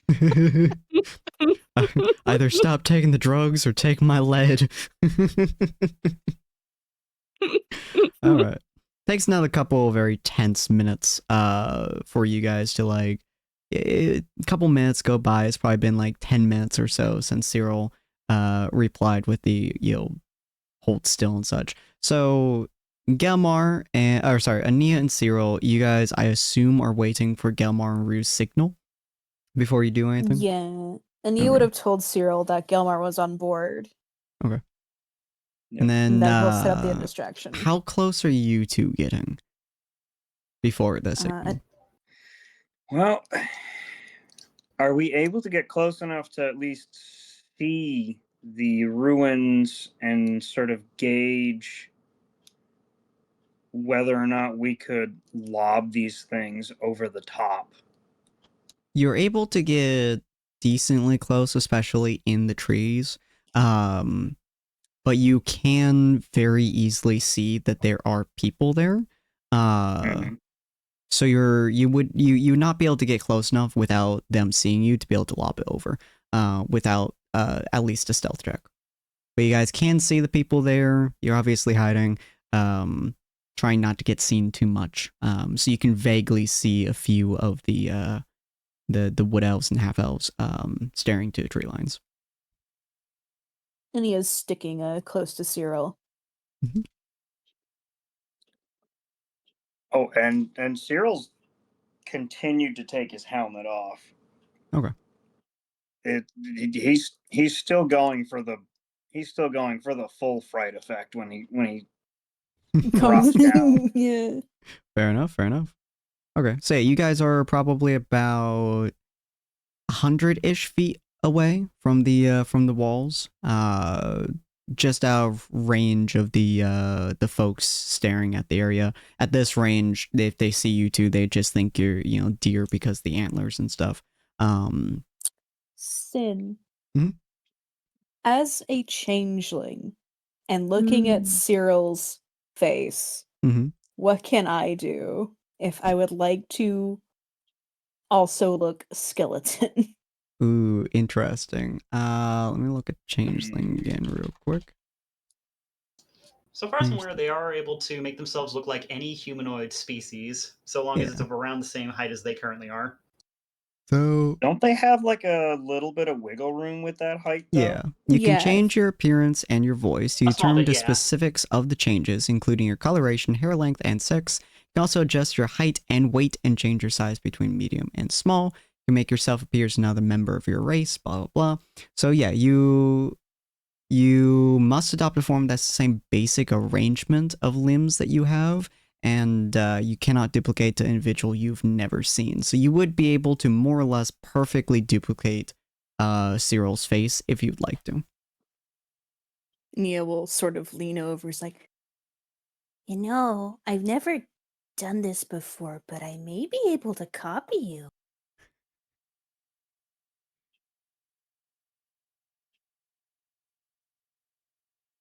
Do you think that would help with the scare factor? I have to be honest, in my whole life, that would be the most surreal thing. Second most surreal thing I've ever witnessed. Yeah, maybe just don't look at me if you do think it's a good idea. I don't think that would be good for you. Cyril turns around and screams like a little girl. Stabs in Nia. Fuck you! Sorry, my memory. It's terrible. I totally forgot you were here. It's a me, it's a you, it's a fuck you. Okay. I would say do it. All right. Nia is going to shift next to Cyril, and she gets taller. Mm-hmm. Not too tall. She the hood falls off, and to anyone else, she will look like this tall. Like even her hands will look skeletal now, and she has like a skeletal deer head. And I don't think she can get the antlers. You cannot, but you can make a variation of it, but it would be full bone instead of Cyril's like antlers. So she's probably going to go for that, and maybe some like really long, wispy hair. Okay. Stark white. And her druid staff, which does change with her whenever she shifts, the wood resembles a bit more of a petrified wood look. Ooh, fancy. Okay, so you turn to that, and Cyril, do you look at her, or do you just like, I'm keeping my eyes on the prize? I'm watching the entire process. God.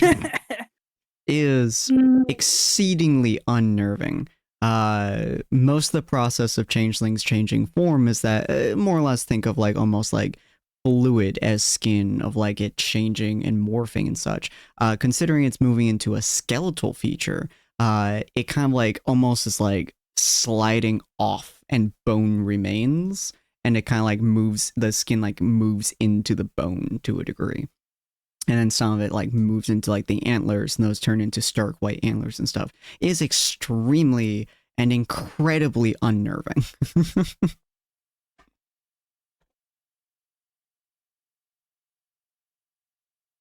This must be what it feels like to be on the other side of this. And Nia will be like, and her voice is now like raspy and maybe a bit echoey if she can manage it. And I'll be like, Other side of what? My own face. Nia will think on that. And she'll be like, Never tried looking into a mirror? Damn, I'm pretty. It's hard to be scared of yourself, but I've always noticed I have a bit of an effect on people around me. Watching it happen. Maybe it'll be nice to see other people actually scared of me for once. Well, I'm sure we're going to send them home with some very frightening ghost stories.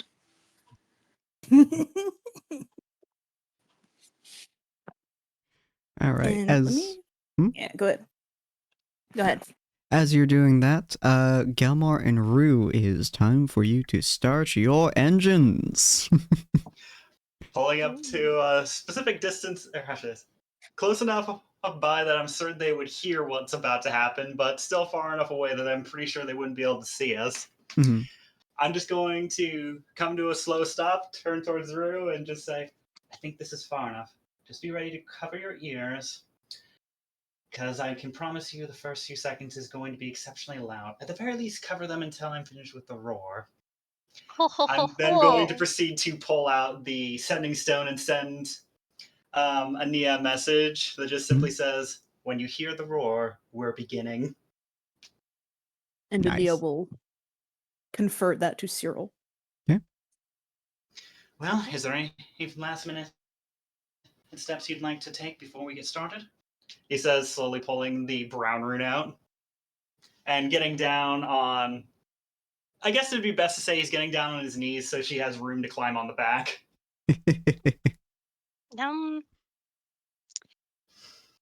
Let's be the really cool heroes we want ourselves to be. This will probably be the best power cleanser I've had in weeks. In more ways than one. She covers her ears. Let's go. I'm going to activate Giant Smite. All right. Specifically, I'm going to be snaking my tail between her legs to easily lift her up as I'm growing. Mm-hmm. Oh, goodness. Whee! You get and to, I'm going to, I believe you're 13 feet tall. I think it was, I need to double check. It's double my current height, and I believe my current height is like 7'3", so that would be 14'6". 14'6", all right.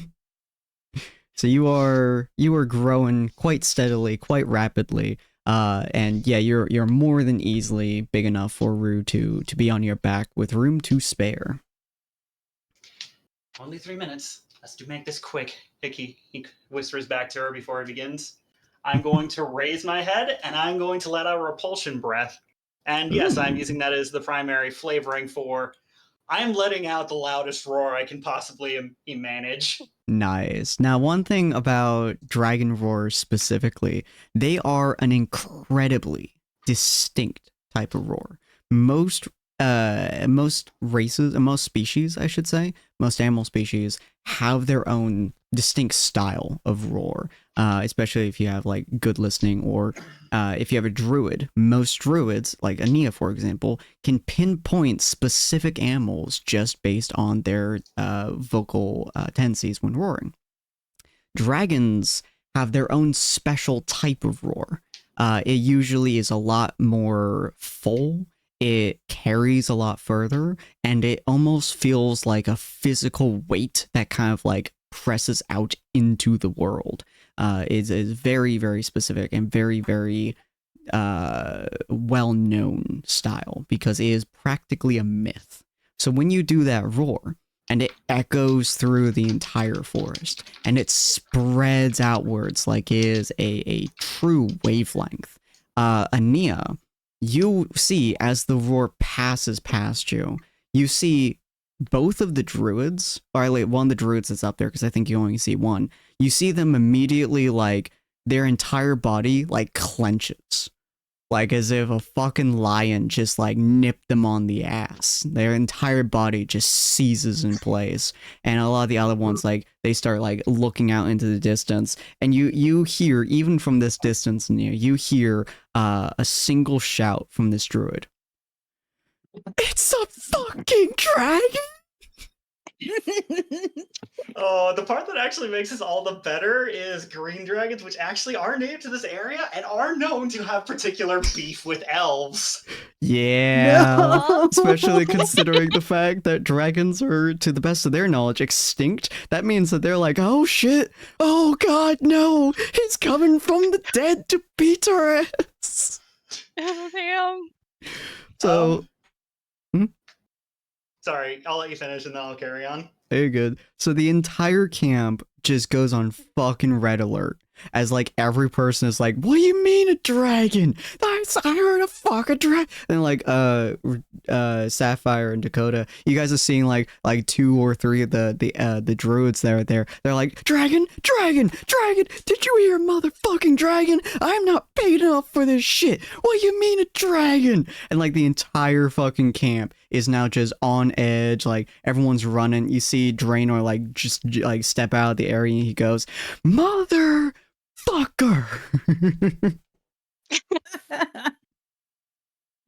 Is that the distraction? Gelmar did that weird thing he does.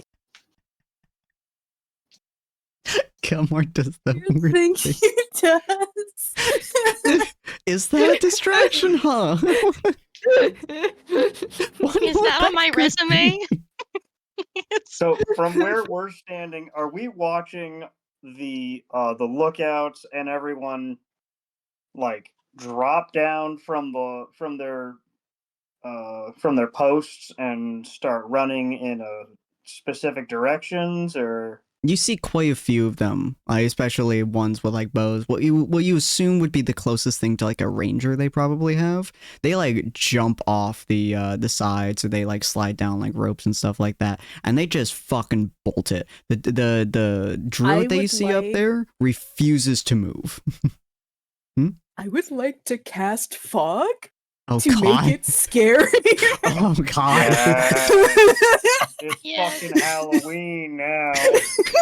Like you have like a whole horde Already. of people, based on your positioning, probably trying to run a little bit past where you guys are, so probably like maybe 30, 40 feet to your left, trying to run past you guys.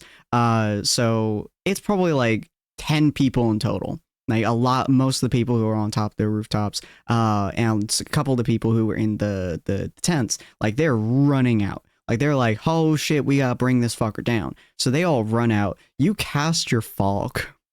I actually, before I cast fog, so Uh-huh. fog is a first level spell. Uh-huh. I would like to cast it at 4th. Oh god.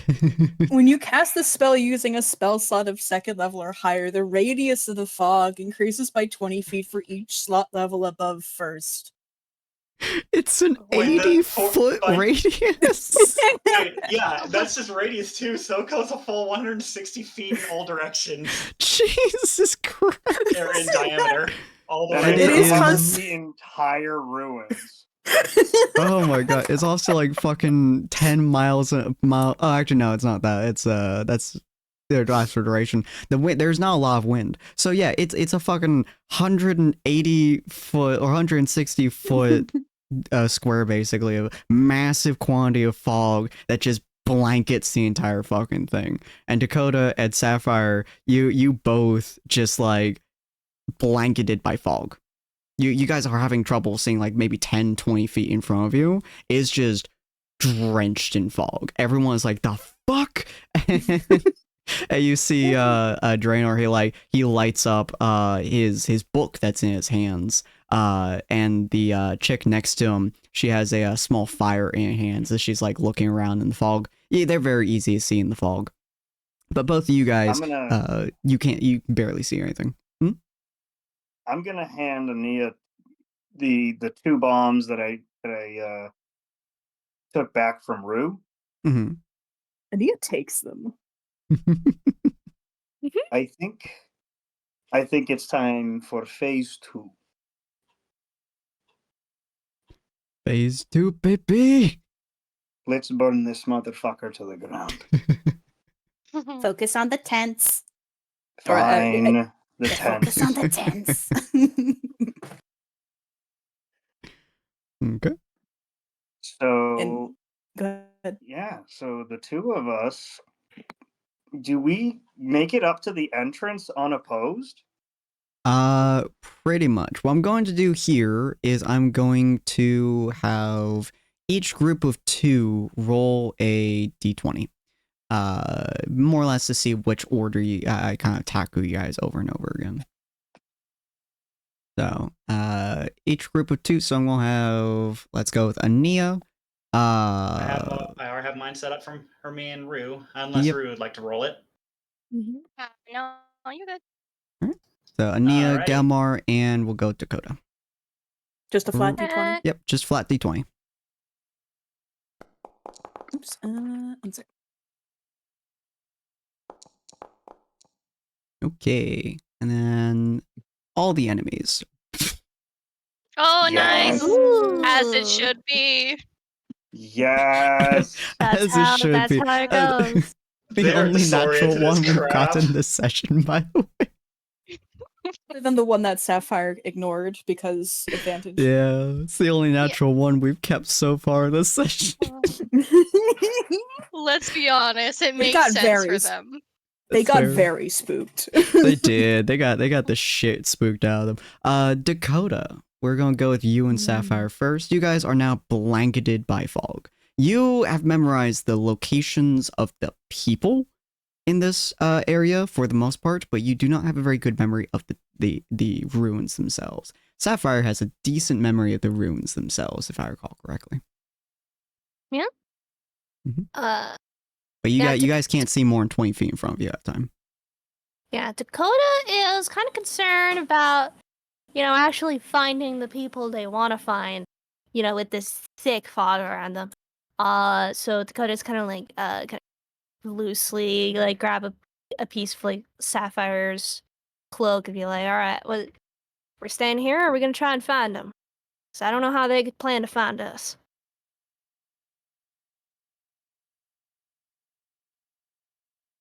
Assuming Galmar is somewhere else, so I'm gonna assume that Cyril's probably around here somewhere. Start booking it through the whole place as the we need a hero plays in the background, jumping over people. What do you But think, just Sapphire? be yourself. We can't see very well, so we have to rely mostly on our hearing. Mm-hmm. But it sounds like Galmar's got a big distraction going with that roar. So, and this fog has to be Ania. Mm-hmm. So we've got stealth back on our side again. Mm-hmm. I just don't know how to go about getting out of here without getting into trouble on the way out. Especially because that wizard fellow's probably out and about because of this. He's about Yeah. 50, 60 feet away from you guys. Yeah, that's not a good look on us. Oh, he either we're looks gonna- pissed, by the way. Oh, we see him? Oh yeah, he's 50 some feet away from you guys, and he Well, has light casted on his book, so he is a Oh. beacon in the fog. Okay, so, either we stay here and hope he don't find us, or we see if we can get out of here. Yes. Or we fight, but I don't like that option. I don't want to fight that guy. Me neither. I could try to shoot him, but it ain't good chances for me. And especially if he makes it out alive, then he's gonna. I don't know who else has seen my. By the way, the entire area you guys are in, all the tents and stuff, is in absolute chaos. There's people who are trying to like desperately like put away all their equipment, put away all the stuff. Appreciate that, Georgian. Mhm. But putting away all the materials and stuff, trying to like put up the camp. But considering it's super densely fogged, all you guys are hearing around you is just like the clacking of glass, the movement of stuffs. And let me just do one thing real quick.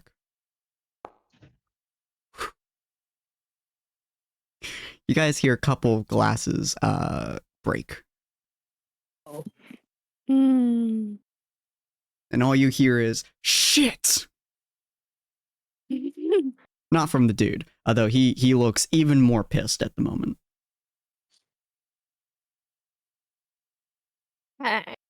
Do we have like any idea where Nan and Cyril could be? Roll me a whichever one you has higher intelligence. Roll me an intelligence check. Both of us? One of you. That's probably Sapphire. Sapphire, just roll Yeah, a probably so. just roll a flat d20. More or less an intelligence check to see if you guys can kind of guess where they would most likely be. Oh my god. Ooh. That's another natural 20, ladies and gentlemen in the crowd. What the fuck is with the rolls today? Sapphire got hyper buffed. Guys, great. The last Saturday stream, no one got above like a 13. So this is what I was disastrous. expecting. Guys are stealing their luck for tomorrow. God damn. Fuck. So Sapphire, you are the woods are your terrain. No matter what forest you're in is your home and your place of nature and nurture. And even in the heavily fog, even in the dense forest, even in these ruins, you know almost exactly where they would most likely be. They would probably be a little bit out front, a little bit to the right, essentially, where you're looking. They would probably be, they're in the front, make sure you guys can escape, but also a little bit out of the way so they're not caught. That is the most likely place that they would be, assuming that they are waiting for you. However, there are a lot of people, most likely, between you and the front gate.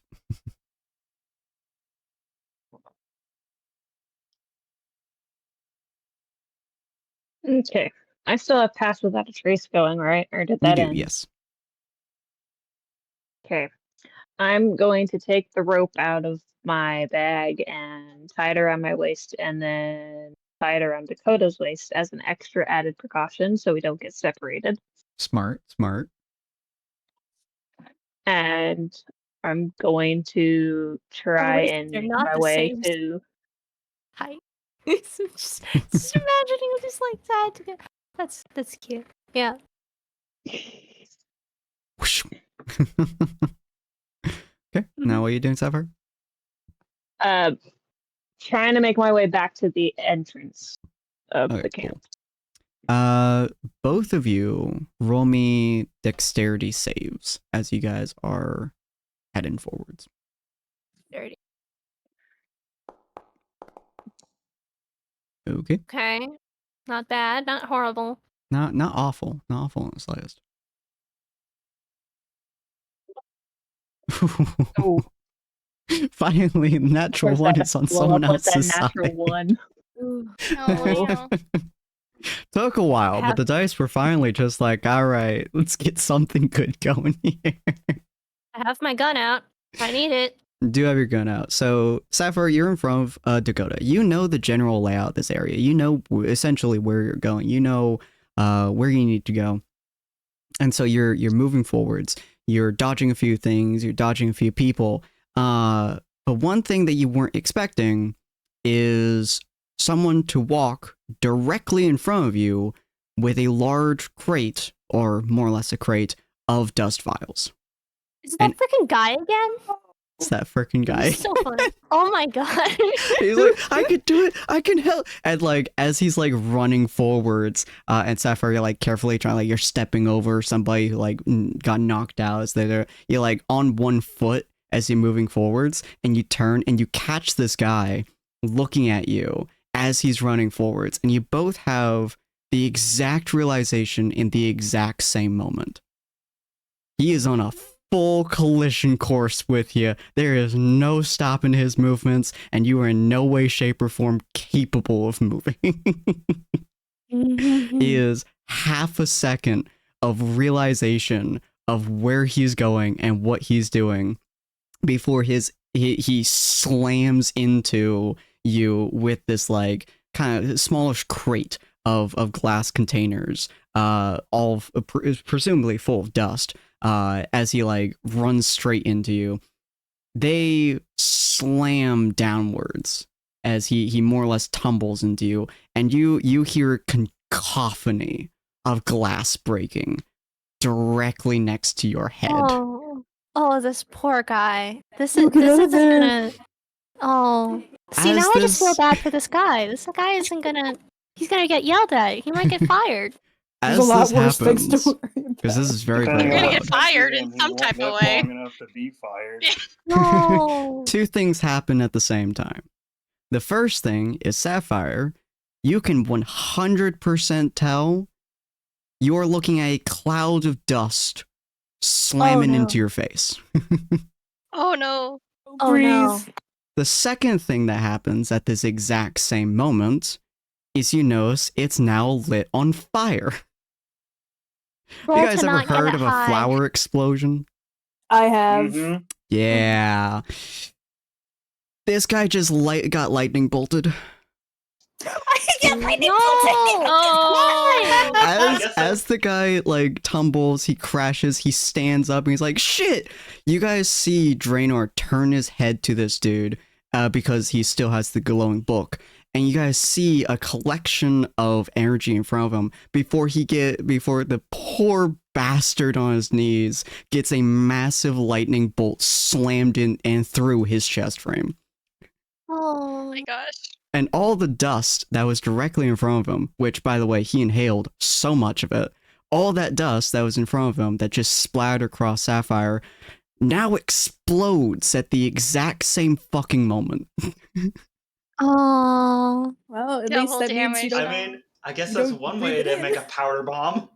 Yeah. So Sapphire, you're going to take how much damage is lightning bolt? This is gonna be halved because it's not directly into you. I don't know. Did 4d6. it pass by her?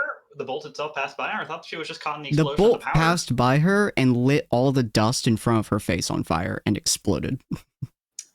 Ooh. So you're not taking full damage from the lightning bolt at all, but I also don't know how much damage an explosion of mass quantity in front of your face does, so I'm just gonna do 4d6. Let me look up Pathfinder's powder bombs, because they actually did have something like that for the Alchemist, their version of the Alchemist class. Oh, that's nice. Okay. So we'll go with 12 for isn't too now bad. until you find the powder bomb, and then we'll look at that.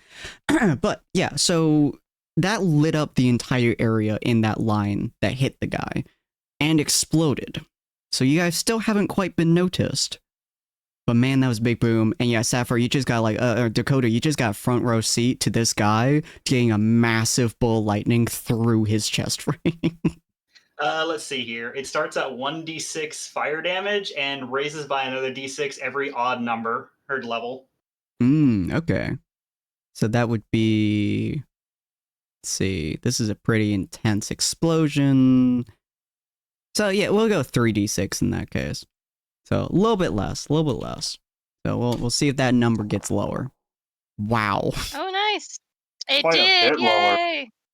So you ate a dust explosion to the face. Like, you have dust all over you. Like, it's on your face, it's on your chest, it's on your arms, and half of it just exploded in an instant. And you ate that shit.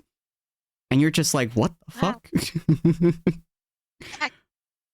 As that happens, Drug Huh? dust, or was that the drug dust? that was the drug dust that just exploded in your face. And So there's somehow probably a chance that I inhaled some. 100%.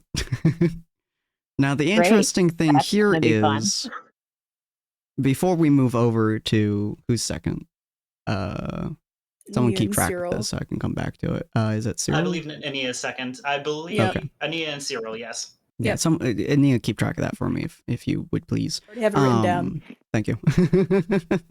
I will forget it next time. But before we move over to Nia and Cyril, you get hit by this. It explodes in your face. You are drenched, like not drenched, but you are covered to the bone in all of this powder and shit. I'm assuming Dakota like probably is looking at you and not running up to you because he doesn't want to get dust in his mouth. Yeah. You don't feel different. Ow. Alright, we're gonna move over to Nia and Cyril. Don't worry, I have protection from poison. That works, right? Yeah, Sapphire, you feel no Fine. different now that you have a shit ton of this dust slap in your face. Although you've inhaled a significant quantity of it. And yet I just can't wait for Cyril to see it all over me. I will Uh-huh. say one thing before we move over. You don't feel very different. But you do see a small Kenku sitting on a ledge with a bagpipe in his hands. The weird thing is, you're still in the fog, you can't see that far, and yet you do see him, crystal clear clarity, sitting on a high end in the dense fog, almost like he's sitting on nothing, just holding a bagpipe. It's very strange. Alright, Ania and Cyril, you guys are watching this whole crew of people run into the fog, screams and shouts all over the place. Do we see the explosion and the fire? You will in about 40 some seconds. Okay, so we get to walk forward first. Yeah. And he is like following Cyril's lead. Oh, I've got an explosive in each hand, and I am stalking right up to the entrance to the ruins here. Jesus. And he is like ghosting behind him. As you guys do that, you guys do see a couple of the druids who were still standing up there, who are like looking at the edge. Some of them are using like various different spells, try like getting some kind of light in front of them. And as they do, the very first thing they see when they light up a spot next to Cyril is Cyril staring up at them. You just hear the most terrified scream that you've ever heard in your entire life. You're fairly confident they just either wet themselves or shit themselves or both at the exact same time, and they ran away. It was one of the druids. The other one is just staring endlessly, and they're feebly trying to like send spells at you, but they can't concentrate at all on anything they're doing. So it's like tiny little like pebbles, like on fire pebbles, like landing near you guys to some degree. I think And we he are is- having the desired effect. And he is going to whisper to Cyril, and she's going to be like, Since those are druids, if we act like we're just here to destroy the drugs, they may leave us alone. Because wait, I need to change my voice. Because our faces are animal skulls.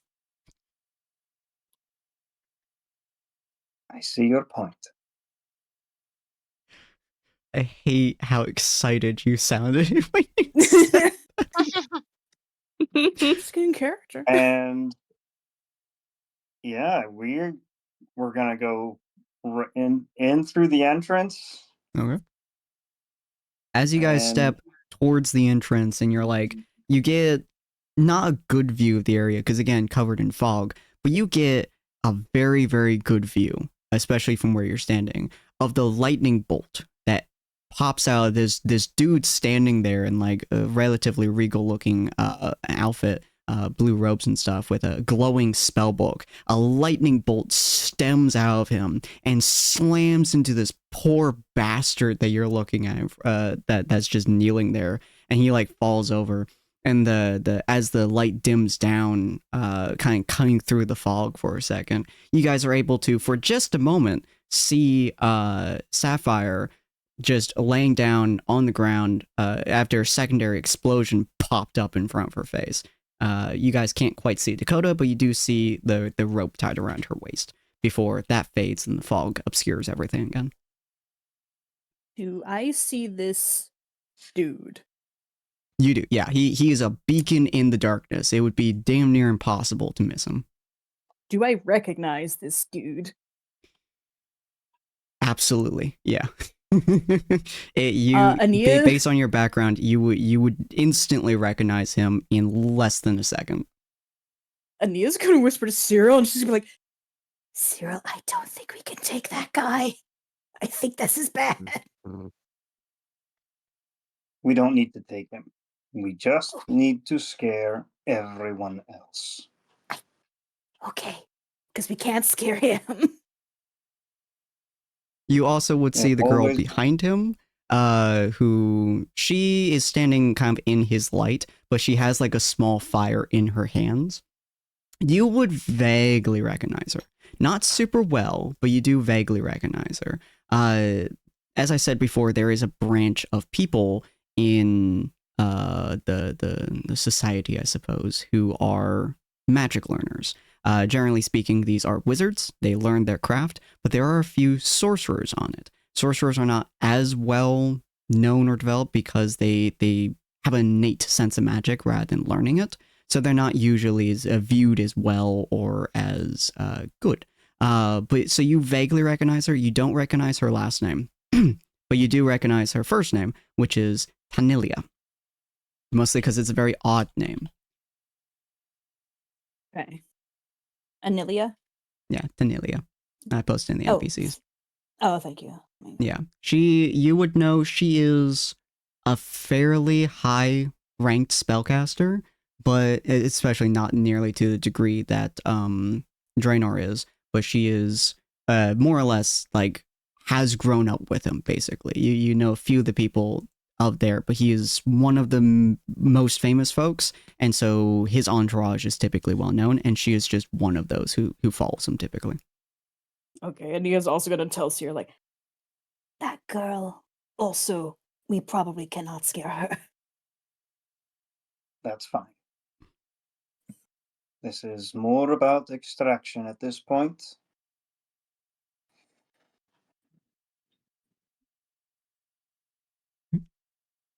We should just go in, and I'm just gonna take first steps in through the door, Mhm. and I'm going to throw both bombs into either of the two tents on either side of the door, and just light them up. And as the fires light up, Sapphire and Dakota see this walking through the door. Okay. Ooh, yeah. Oh, dope. Ooh. And just Oh, just full size, just and Oh, for damn. do you want to describe it for viewers? it is a full elk skull with the antlers branching out wide, and the lower jaw opens wide for that deep, hollow braying. Oh no! Oh, the elk, the horror elk sound. Oh, Mhm. God. Oh, that's uncomfortable. Okay. We got freaking Wendigos in this forest. I just turned to Sapphire and she hears in her head just like, so like, I thought humans just like, was he able to transform, or is that actually somehow what was in the freaking helmet? I thought humans just were weird these days.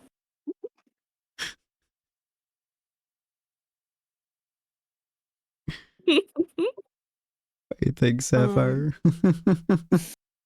Sapphire's still like Dakota's whispering to her, and Sapphire is still like recovering from the drugs. Just laying down on the ground like, ow. Is that what the trucks do to you? Dakota does hear in his head, just get up and get out of here. Going, sir. I'm going, sure. God. Do you attempt to like grab Sapphire's arm and like try to pull her up, or but she's still Yeah. covered in the in the dust. Well, yeah. A lot of it is dissipated because, you know, explosion, but she still has quite a fair amount of it on her. I'll just hold my breath and try to pull her up. I don't know how feasible picking her up is, but Yeah, I'll just pull her up and just be like, come on, don't let the drugs get to you, come on. Okay. Sapphire, do you just like stand up with it? You didn't take a whole lot of damage, but you are somewhat focused on the Kanku just kind of sitting on the rafters. Are they going again, or is it Gilmore? I'm just seeing my whether or turn not she to stands go? up. Oh, okay. Yeah. Then we'll move over to Gilmore. And you. I think I will stand up and also mention something about it. Okay. Just be like, I see Kanku. I had explosion. All right. So as you stand up, Gelmar and Rue, you guys, you made the large roar. You see the massive amount of fog. You don't see anyone who has gotten to you so far. The roar being released, I'm going to turn towards Rue. The loudest part is finished. Hold on tight. It's time to sow a scene in for them when they arrive. Yeah, let's go pick them up. I can locate them. Let's go save them. It was exactly my plan, but I have the desire to leave them with some indication that there was something worse in this area. Perhaps it will encourage them to not come back. If you'll indulge me for a moment. Oh, let's have fun. Perfect, he says with a smile. I'm actually going to launch an array of claw attacks on the nearby trees and probably stomp prints into the ground around us. Ooh, okay. Fair enough.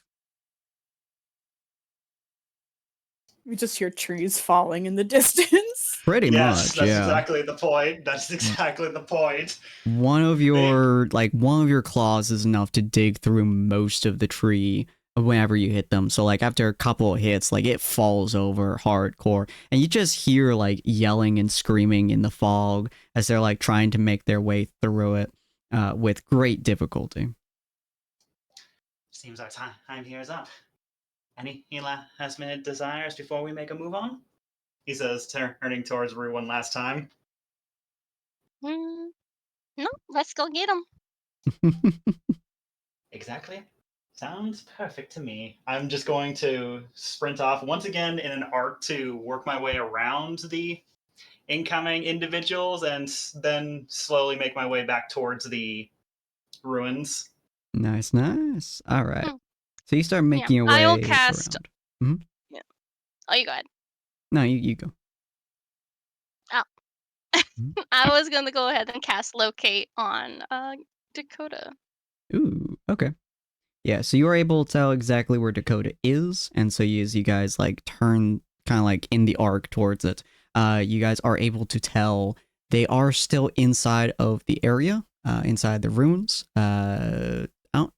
Does anything in the the spell allow you to tell like it's just where they are? Or? So you can describe a name, so it's Dakota, Mhm. and then you sense the direction of the object's location. As long as it's within 1,000 feet of you, which will eventually be, then you know the direction of its movement and where it is.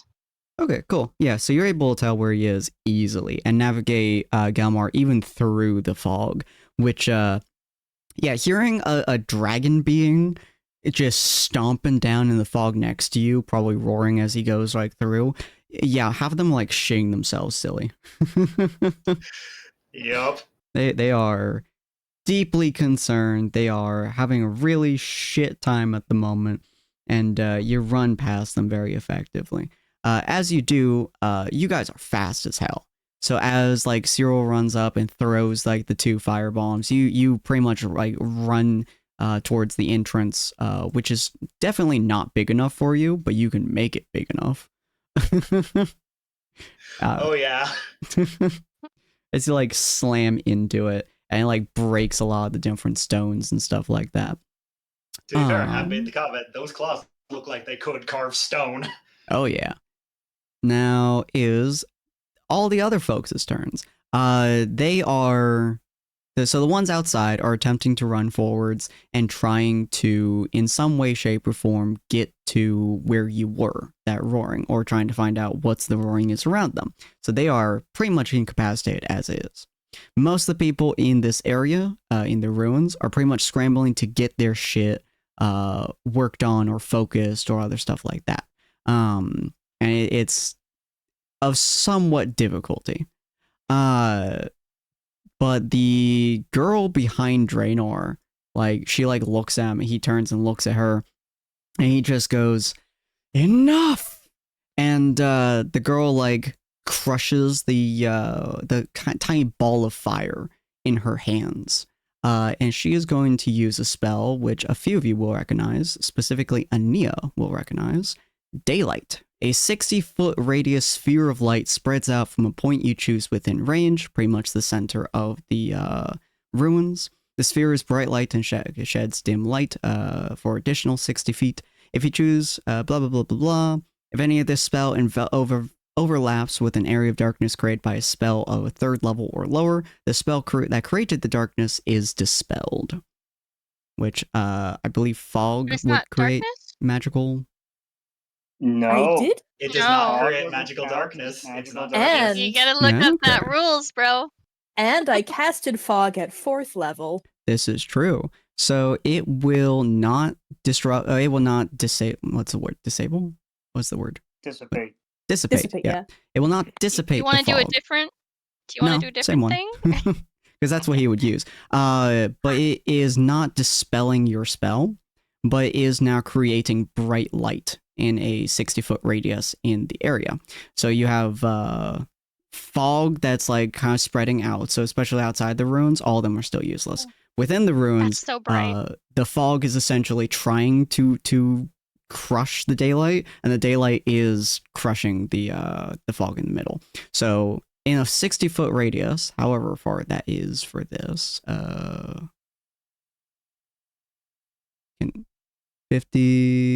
60 feet roughly. There we go. So roughly a 60-foot radius. There, I would say. There's no fog, at least seeing. So he would be able to see Dakota and Sapphire. He would not be able to see Cyril, Ania, Galmar, or Rue, as you guys have bashed down the spot. But he does see Dakota and Sapphire, as Dakota's like pulling Sapphire to her feet. Sapphire's standing up and she's like pointing at like the raft, like, what the fuck? But he's just like, I enough. actually say he could see me too, because I'm inside the entrance. Okay, so yeah, if you walked a little bit forwards, then yeah, you would be able to see you. And through fire. And through fire. And he is hiding behind Cyril, and Nia actually has not done anything yet. Yeah. So he would be able to see Cyril, Dakota, and Sapphire at the moment. And you can see like he's holding his book and kind of like seeming to charge, and he's like, "Who are are you? And he stares at Cyril, being the obviously largest and most intimidating person in the room so currently that he can see.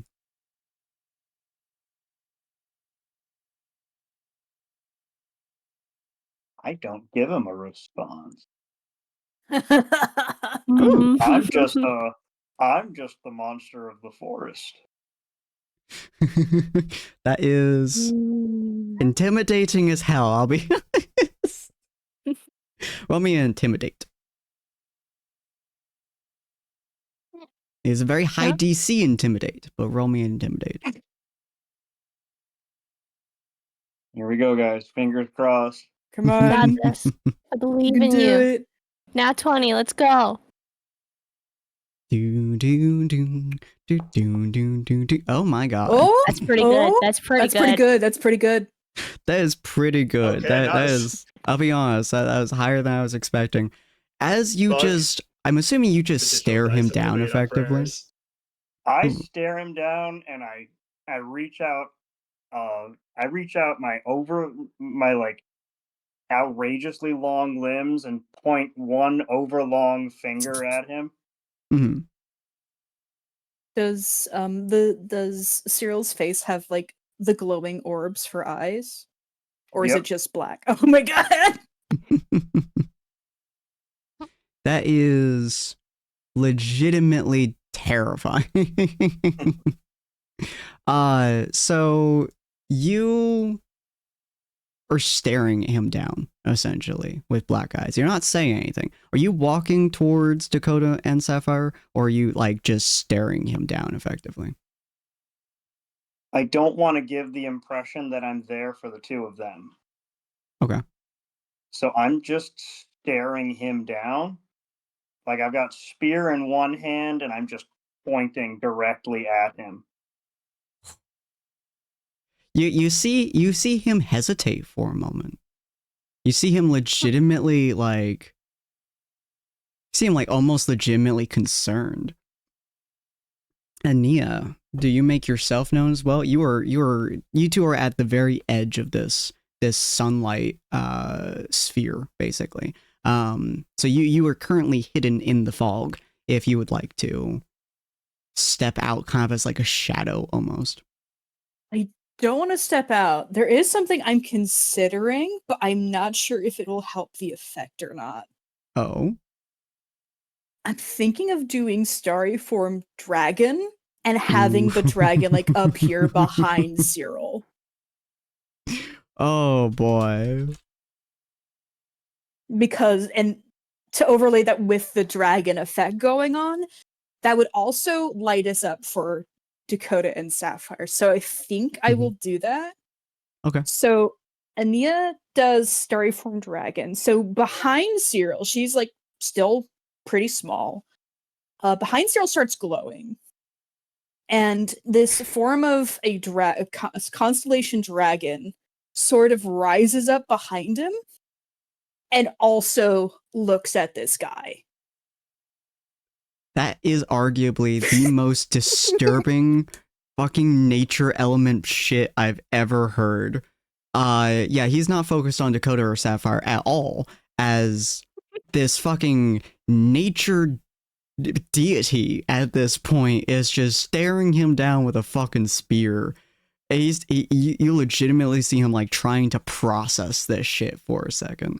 Gelmar and Root, you two are both still obscured by the fog. You do see Cyril and Ania fucking shining like a beacon. You see the massive amount of daylight just expanding in this center of light.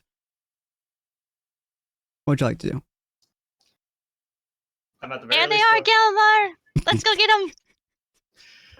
He turns up and nods, and he no. And he is going to try and punch a hole through the nearest wall that they're currently in. Jesus Christ.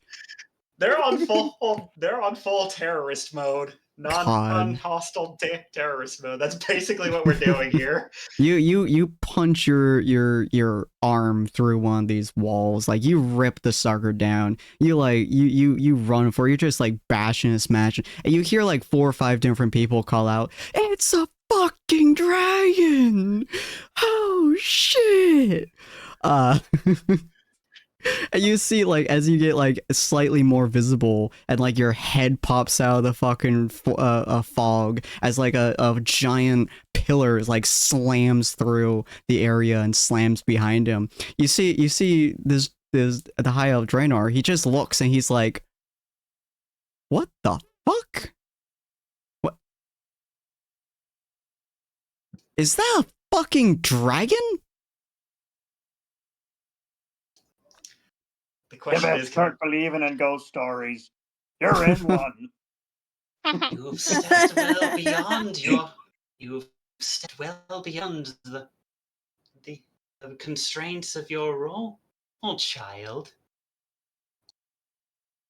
Nope, I'm done. You see him snap his Speaking fingers. dragon. Speaking Yeah, you see him snap his fingers, and in front of him, a door appears, and he goes, nope, I'm good." You guys, that's how you recognize this dimension door. Oh man. He just walks through, it disappears, and both him and the girl go, and then the daylight disappears.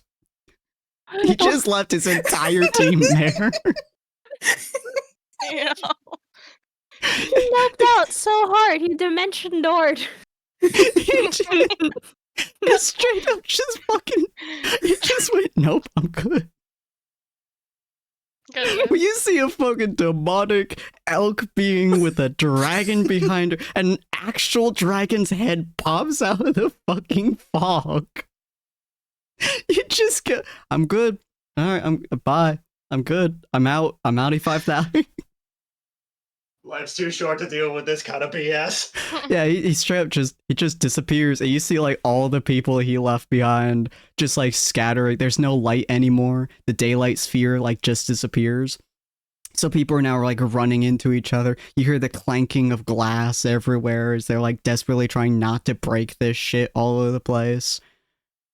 You guys can't see much either. Can I summon lightning and destroy some of their crates? You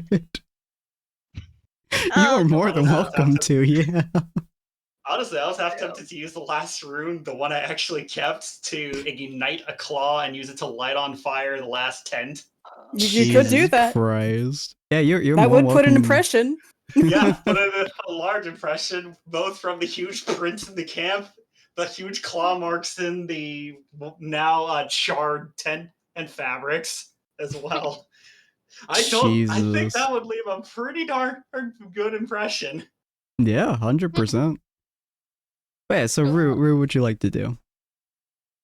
I realize I don't have like for sure lightning. I'm so sad, but You have guiding bolt. I do have guiding bolt. I could guiding bolt some stuff. Maybe that'll create the friction again, and do all that stuff. Mm-hmm. Okay, let's just snipe some of them. Boom, boom. You start guiding bolting just around you, just doom doom doom, and as you hit a few areas, which again you're having a little bit of difficulty seeing because of the fog, you do hear it kind of land true where you assumed it would, and you hear some of it like do an actual explosion, which lights up a lot of it. Fires are starting to pour out, but then you hear a lot of different glass breaking. You hear a lot of like the people tripping as the fire like expands and the light kind of like flows larger, kind of expanding into the fog. You guys can kind of see a couple people like throwing the dust everywhere, and you just see like start like piles and like clouds of this dust filling the air. A couple of people like they have like a weird look in their eyes, and then like the fire like catches onto the cloud, and it just starts making a chain reaction as like explosions pop up all over the area. Nice. You do see a lot of people just fucking straight up running away.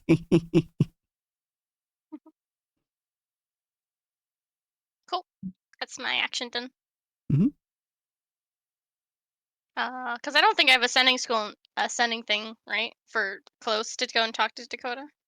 You everyone have does. message stones, so you can Oh. talk Everyone has message. within Yeah. about 60 to 100 feet or so. You guys can talk to each other through the ears. Yeah. Well, I mean, they see probably Cyril and Anya, right? Yeah, Oh, okay. And And they're because probably- she's glowing. also, not only is Ania glowing, but if you can see her, like if you're like behind Cyril, Ania is currently in starry form, but it looks like a skeleton's elk starry form right now. God. Very few I don't know things if that I can can get see. people to nope the fuck out. That's one of them. Am I safe in the assumption that probably the rest of the party can put two and two together and realize that's probably Ania? Considering she did reveal her nature to them. Yeah. Yeah, the starry form especially, very much so, details this being Neo. Yeah, fair. But yeah, you guys are, it looks like you guys have the absolute ability to just pick them up and run the fuck away if you need to. The camp is slowly lighting more on fire, and there is probably people high all over the place now. No. If you want, Gilmore, you So- could try to pick up the two of them, and they could snipe from the sky. But That could I think he Uh, already did. easily that could new? be arranged. Sorry, what was that Neo? And so Ania, after she was sure these two like bigwigs left, she does a full-on like celebratory hop around Cyril. like yes, that was so cool. Basically, but you know, still glowing, still in elk form. However, she's just still doing there is that. terrified. I'm doing like this dance around Cyril. God. Proud dad moment. Oh yeah. Yeah. All right. So do you guys I mean- all head out now, or do you decide burn the shit more? Well, We so do is have one last. everyone- I mean, Go we ahead. definitely leave a better message if we left at least some level of greater bestial destruction, Mhm. even if nobody's hurt. Well, Is the last tent set on fire? It will be very soon. The fire is spreading quite rapidly. Ania's actually going to try to run towards it. Ooh, okay. Oh, I get it. You're trying to pick up like a Mm-hmm. souvenir for the merchants. No, I'm trying to find clues to Oh, where also these fair. guys are coming from. I'm going to do Okay. a really quick perception search in there if I can. Yeah. No worries. So for rolling perception you guys will all notice, like, the fire is very quickly spreading with the amount of dust Mhm. that's on the ground, which is slowly kind of getting close to you guys, but it's not close enough for you guys to worry about breathing in. Jesus. Plus, that since the fog is made of water, it would technically slow down the speed of that a bit. Yeah. yeah, that was. I was gonna ask, what's the situation with people in the camp right now? Are they dead, or gone? Many need of to them are pissing themselves silly. dispel Many of fog. them, many of them pissing themselves silly. Many of them are running away. From what you can tell through the fog, unless Ania turns off the fog, a lot of the people in the area are either running away and have left the area, possibly by ramming themselves through a wall. And the ones who are left are either still desperately trying to get everything in order, are trying desperately to save an item before it burns, or straight up high and probably laying in a pit of fire. Now, is this a manageable handful of people? Like, we could potentially put the fires out, and sort of do a little bit of mop up and Kick everybody. It would not be hard for you guys to kill everyone who is left in this area, or, gather them all up and imprison them, or whatever you want to do. It would not be very difficult. Well, at least let Sapphire and Ania and At least let everybody like try and interrogate them. Yeah. Mhm. So, like, is that half elf dead or like? Oh, he's hardcore Oh. dead. Yeah. He has a Darn. massive hole in his Oh, chest no. frame that is just a burned hole. Man, Sad days. He's just straight up dead. Traynor did not give him any mercy. I liked that guy. I like that guy. I don't have create water. I do have watery sphere though, which can maybe put out fires and also capture a couple of folks maybe. I feel like watery sphere would be better anyway, because it sticks around longer than create water, doesn't it? Yeah. Right now, India is trying to search that last tent for mostly documents, is what she wants. Okay. Let's see. With a 26. And that's be the last thing we do tonight, so you guys can have a chance to think on next week. I would say, from what you can see, there is not a lot of documents specifically in this tent. It's the bottom left tent, so it's one that had that Dakota and Sapphire did not go into. It looks like it primarily deals, from what you can tell, in diluting it from a water-based concoction into the dust itself. As you run up to the front of the thing, there is a lot of broken stuff inside there. It looks like they had a lot of troubles with it. It does look like there's a lot of dust in the air. From what you can see inside, there's not a lot of paper, not a lot of other items, but way back in the far corner, next to what you assume is like a main workstation, is one single piece of paper that is just kind of like held in place by a couple of paperweights and stuff like that. Looks like something they would frequently refer back to. Okay, so this is a tent, right? Yes. Ania leaves the tent and goes around to where that corner is. And lifts the tent to try and like grab what she saw. Okay. You can either lift it or you can cut into it. You do know there is a lot of dust in this tent. So either one would release some amount of it. But she could always hold her breath. She could, yeah. Mm-hmm. I do shift my form so it's easier to, like, I grabbed the cloth I used as the blindfold the other day, put that around my nose and mouth. Mm-hmm. And I do have that bone knife, so I am going to just cut a slit in the tent. Okay. And use my staff to hold it open for a second or two. Okay, cool. Yeah, so I'm assuming you step to the side as you like use your staff to like open up. Yeah, okay. So as you do so, a lot of the dust kind of like pops out, kind of like spraying outwards because the motion of the air and stuff like that. But for the most part, like it just dissipates into the air. The fire is getting closer though, so you do know that will combust. But you can reach in there to grab the paper if you want to. The paperweights are a little bit annoying to deal with, but not particularly difficult. You just kind of reach in, you kind of feel around, you kind of scoot the paperweights off to the side, and then you pull out, the paper. It is. I'll take the paper. It is completely covered in dust. Okay, I do not have gloves. Ania is going to take it just so it doesn't fly away, and she's going to back off from the tent and then move her hold to her cape. Okay. Like she's like using her cape as a glove. Nice. Okay. Yeah. So that's where we're going to leave off for tonight.